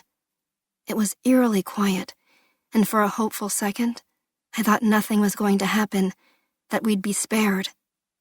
But then there was movement. A man stepped in front of the car. I could see clear as day that it was my dad. He was wearing the shiny Adidas warm-ups we gave him for his birthday. He was rounding the front of the car to open my mom's door. He always opened the door for her, and she always waited for him. I used to tease her about it, but she insisted she only let him do it, so he could feel like her knight in shining armor, that he liked it. Maybe if I had teased her more insistently, she would have stopped letting him do it. But I didn't, and now it was too late. Maybe you should look away, Logan said, and I shook my head no. There was an urgency in his voice, like he wanted to protect me from what was about to come. I didn't realize I was crying until I felt tears slide down my chin and onto my chest. No point wiping them away. There were surely a lot more coming. My dad was out of frame now. The camera was not positioned to see the side of the car, only the front, so I could only guess what he was doing. Opening the door, coaxing my mom out of her seat. She was always slow to get out of the car. She had to unplug her phone, gather her purse, get her water bottle or coffee cup out of the cup holder. The seconds passed like hours. My head felt so light, I thought it might fly off. And then the waiting was over. The first thing we saw was the image rock, like an earthquake shaking the car. Then snow was falling, as window glass rained down on the hood in an angry blizzard. Then a car, a black SUV, sped through the left side of the frame like a silent freight train. I heard myself gasp as a person that must have been my mom bounced off the hood and down out of sight. Brake lights lit up as the SUV stopped. A bright red car door danced and spun on one edge, then skidded to the ground. A limp body and shiny warm-ups peeled off the front of it and flopped to the pavement. The SUV was frozen in the distance, brake lights lit, like it knew it should stay. I stared at the back of the car that killed my dad. Black SUVs were a staple of Southern California. There were literally thousands of them, and I couldn't tell a Toyota from a Tesla. But this car, I knew, because it was exactly the same as one I had ridden in dozens of times. "Oh my God, he has the same car as you," I blurted, the shock of recognition prickling up my spine. I had no idea the danger this innocent admission had just put me in. How I would come to wish I had kept my mouth shut. The brake lights went out. Sunlight illuminated the back of the SUV like a spotlight. That's when I saw it. In that split second between the brake lights going dark and the SUV barreling away, a bumper sticker that said, "Devils." Except it didn't say devils, because it was upside down. Someone had drawn a vertical line through the upside-down V to make it look like the letter M, spelling the word slimed. It was so small in the frame, if it wasn't so familiar to me, I might not have even noticed it. But I did, and there was no denying it. That car was one of many, but that sticker was one of a kind, and they both belonged to Logan. He clicked off the phone. I couldn't speak. I couldn't breathe. It was impossible that the car in the video was his, but it was more impossible that it wasn't. My hand holding Logan's went limp.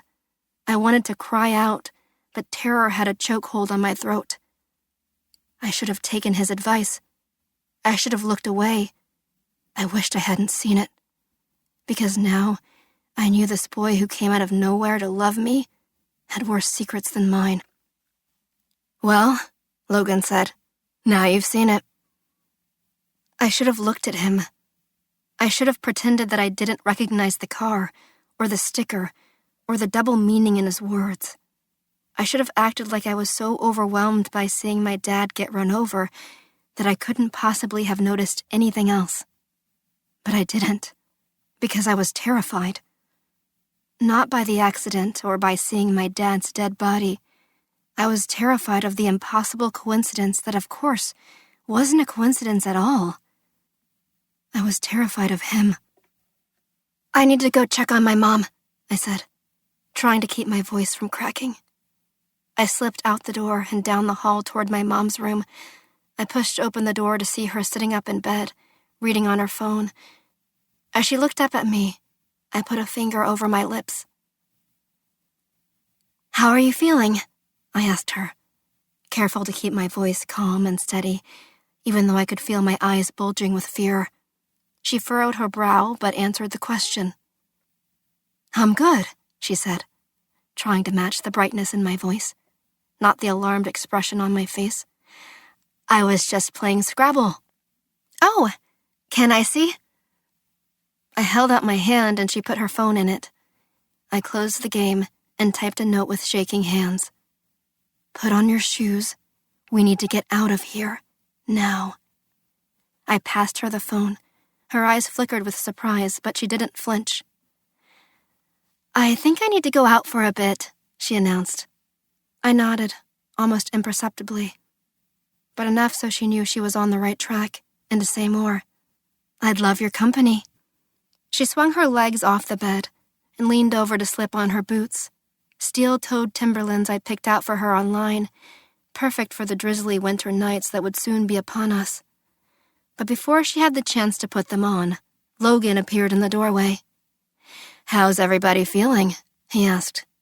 The question was meant for my mom, but he was staring at me. "Hungry," Mom responded without missing a beat. "I was just going to drag Savannah to the grocery store." "Yeah," Logan replied. "I don't think so." He stepped into the room and closed the door behind him. He had something in his hand. He saw me looking at it, so he raised his arm to show me. It was a kitchen knife, the one meant for cleaving meat. The blade was wide and razor sharp. "Logan, what are you doing with that?" I stammered. The sight of my boyfriend, standing in the doorway, flashing a knife as long and thick as my arm, made my head spin. I tried to tell myself this wasn't really happening, that it couldn't be happening. "Oh, come on," he belted. He sounded annoyed, like, wasn't it obvious? "We all knew this charade wouldn't last. You with my money? Living in this house like you belong here?" Mom looked at me. Her expression was a mix of bewilderment and terror. "I'm sorry," I whispered, and she suddenly got it. Why Logan had pursued me, that he was the one Evan was protecting, that we were in deep shit. "Let's all just calm down," Mom said. "Nobody took your money, Logan. The money to buy this house was a settlement." "It wasn't my fault," he spat back, then turned to me. His face was red with rage. "Your dad was stupid. What kind of moron steps out in front of a speeding car? This was a setup. He set me up." I shook my head in stunned disbelief. Does he really believe my dad died on purpose? The suggestion was as absurd as him standing there waving that knife. "We don't want your money," Mom said. Her voice was steady, but tight with fear. "You can have it back. All of it. We didn't know it was yours." "It's too late," Logan said. "Don't you get it?" He suddenly looked exhausted, his lips puckered with frustration. "My dad doesn't give a shit about you. all this? He waved the knife in the air, indicating the room, the house, all that had become ours. It isn't a gift meant for you. It's a punishment meant for me. You got all this, so I would have nothing. I raced to put the pieces together in my mind. He killed my dad, so his dad took his money and gave it to us. That's why he came to my school, to find me and make me fall in love with him. He was never into me, not even for a second. I couldn't believe how gullible I had been, believing his compliments and I love yous. He didn't love me. He despised me. The realization ripped through my heart like a bullet. My disappointment and shame poured out in sobs. We didn't know, I insisted. We never would have taken it if we'd known. Why'd you have to keep that video? Logan asked, eyes boring into my tear-streaked face. You already had the money. He wasn't going to give it back to me. Mom jumped to my defense. She had no intention of showing it to anyone. She showed it to me. Logan snapped back, then raised the knife and shook it at me. I knew you were weak, he seethed. I knew you would show someone. I was never safe from your squealing little fingers. I'm sorry, I mustered, because he was right. I was weak, because I did show it to someone I thought loved me. I cried harder, and Mom squeezed my hand. Because she trusted you, Mom said. She's not going to show it to anyone else. We'll delete it right now. She snuck a glance at me, and I nodded that I would. We have nothing to gain by telling anyone it was you, she reasoned. Nobody else has to know. But he ignored her and laid into me. You did it to yourself, he said, his blue eyes boring into mine. He reached behind him and locked the bedroom door, then waved us toward the closet. Get in the closet. Logan, please, I begged. Why does he want us to go into the closet? Dad used to keep guns in his bedroom closet, but we weren't at our old apartment, and I had no idea where they were now. Get in. He pointed the knife at me and charged at my throat. Mom grabbed me and pulled me out of its reach. Okay, she soothed, one hand outstretched like she was commanding a dog to stay. We're going. She stood up, then looked at me and squeezed my hand. We're in this together, the gesture telegraphed. Two are stronger than one. Hurry up, Logan commanded. And Mom made that okay hand gesture again, then slowly led me toward her closet. As she opened the closet door, full of her things, and God willing those guns, Logan barked, Wait!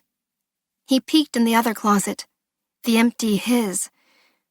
This one, he ordered.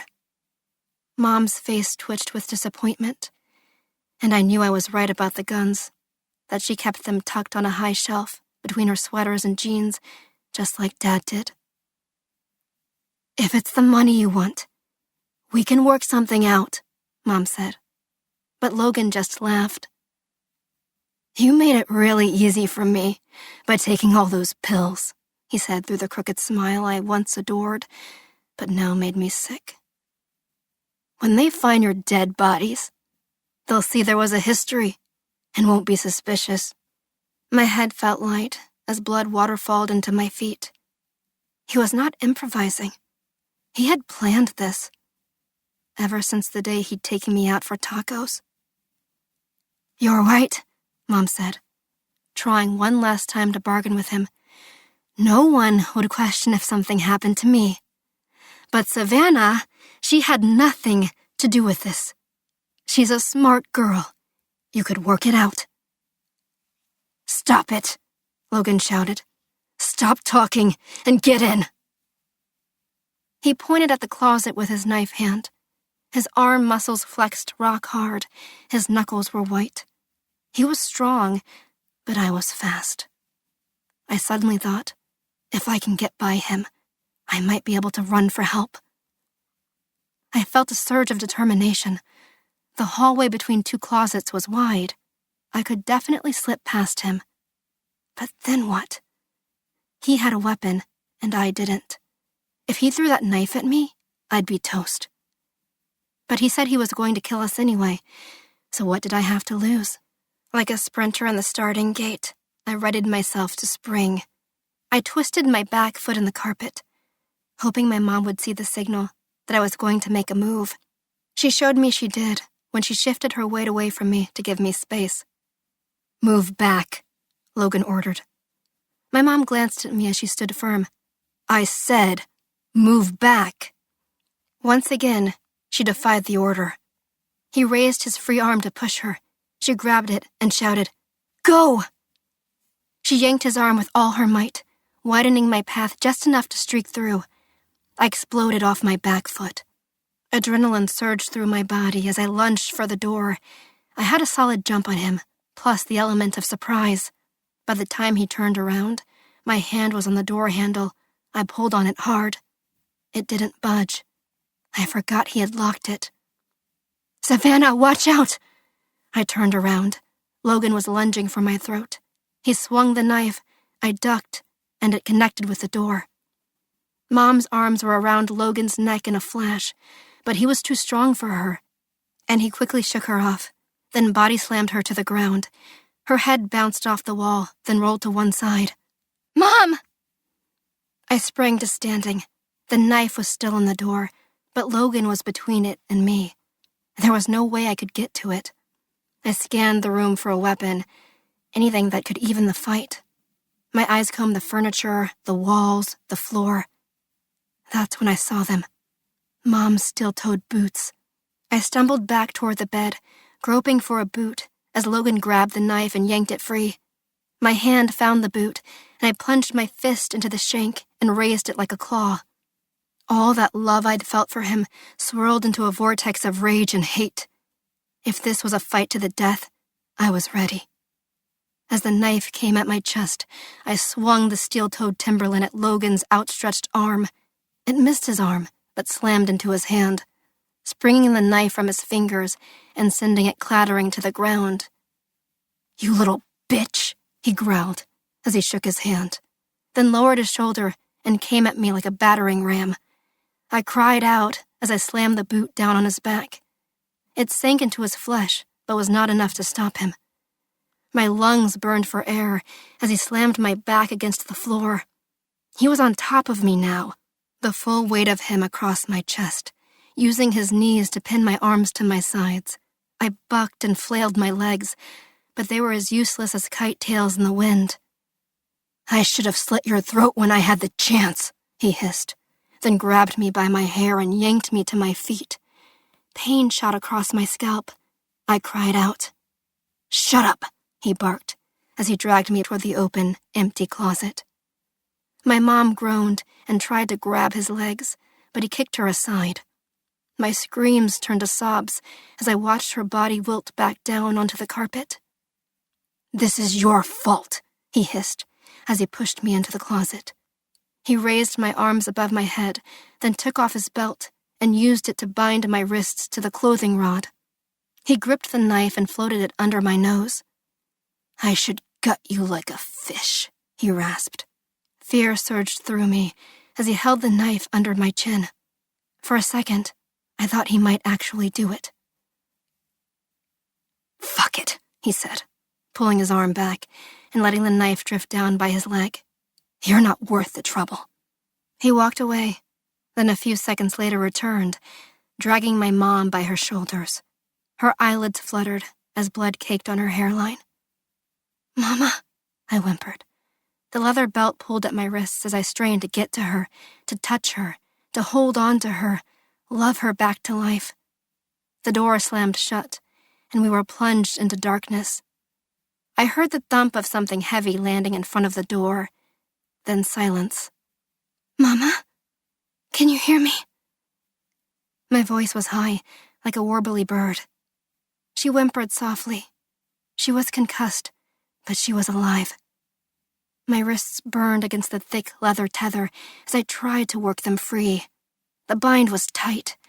but I felt a little flicker of hope as I realized I could move them. It might take a few hours, but I was pretty sure I could stretch the leather enough to wriggle them out. I pulled on the belt, sliding it back and forth against the rough wooden bar. My shoulders ached already, but I knew from my track workouts that I could push through. I settled into the pain, taking slow, deep breaths. I felt a tiny bud of confidence, a swell of hope that gave me strength. And then I smelled it. Smoke, sour and pungent, like a smoldering campfire. It was seeping in under the door. This house that was so carefully chosen for my mom and me was burning. And barring a miracle, we were going to burn with it. Libby, 3 months ago. Shopping at Home Depot made me feel like a boss.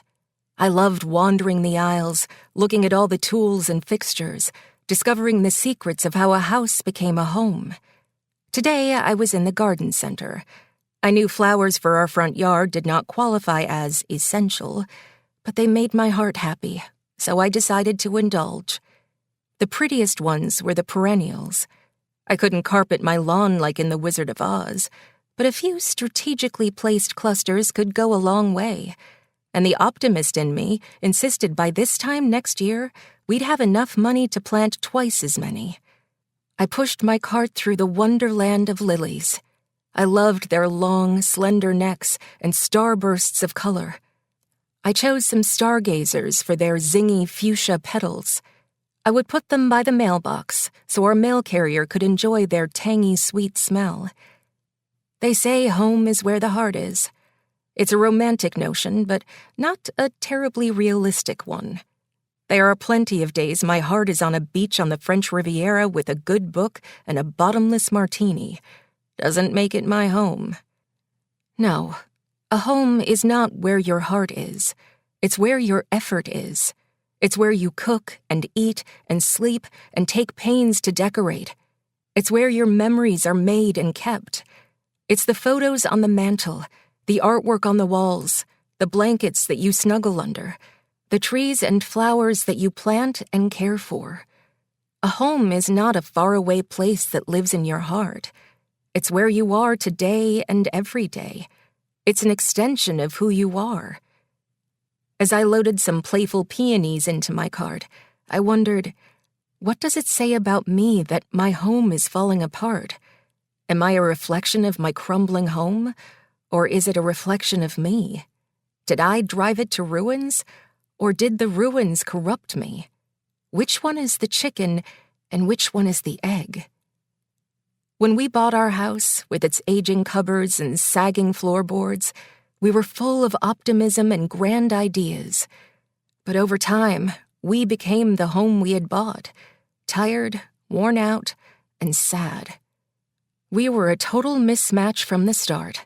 For years, we were engaged in a struggle over whose aesthetic would prevail.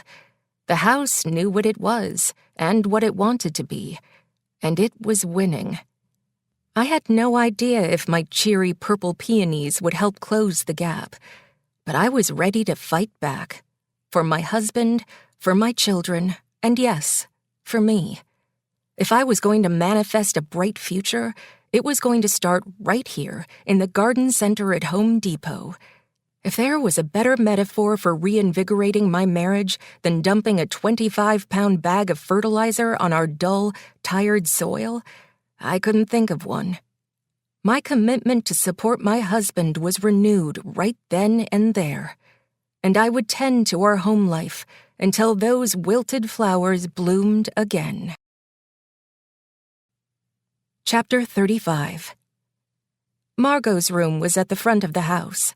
It had a big circular window overlooking the street, with a padded window seat for all her dolls. Because the window curved like the inside of a spoon, we couldn't put a shade over it, which was fine with her. She liked the rising moon as her nightlight. But that night her room was lit by a different light.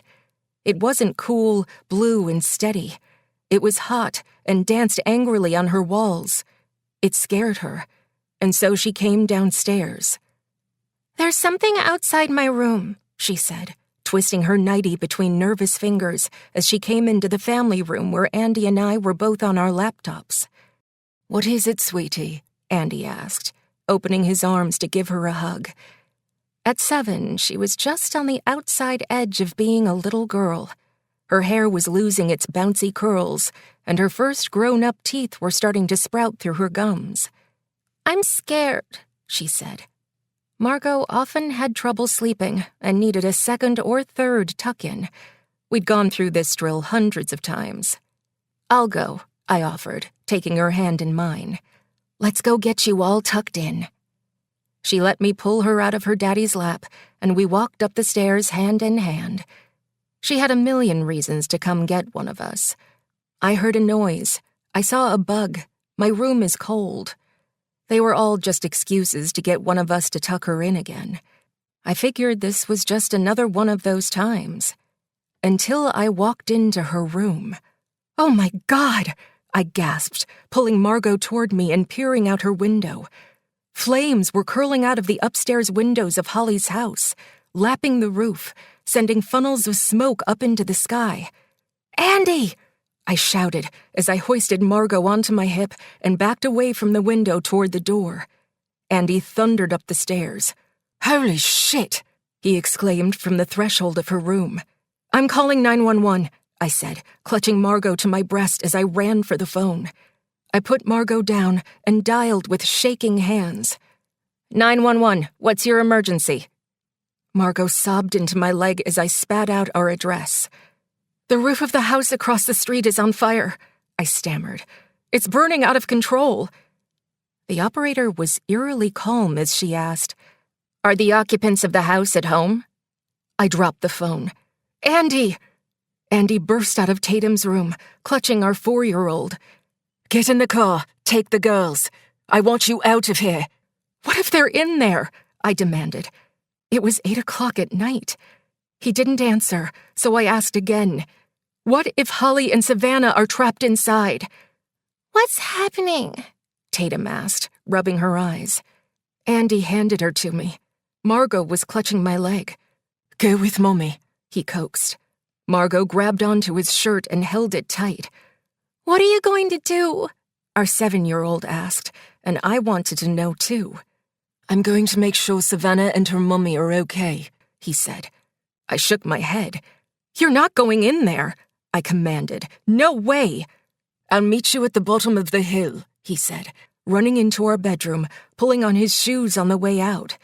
"Andy, please," I begged. My husband was capable, but he was not a firefighter. I didn't want him anywhere near there. "I won't do anything stupid," he promised. He kissed Margot, Tatum, then me. "Now go," he commanded. Then he ran down the stairs and out the door.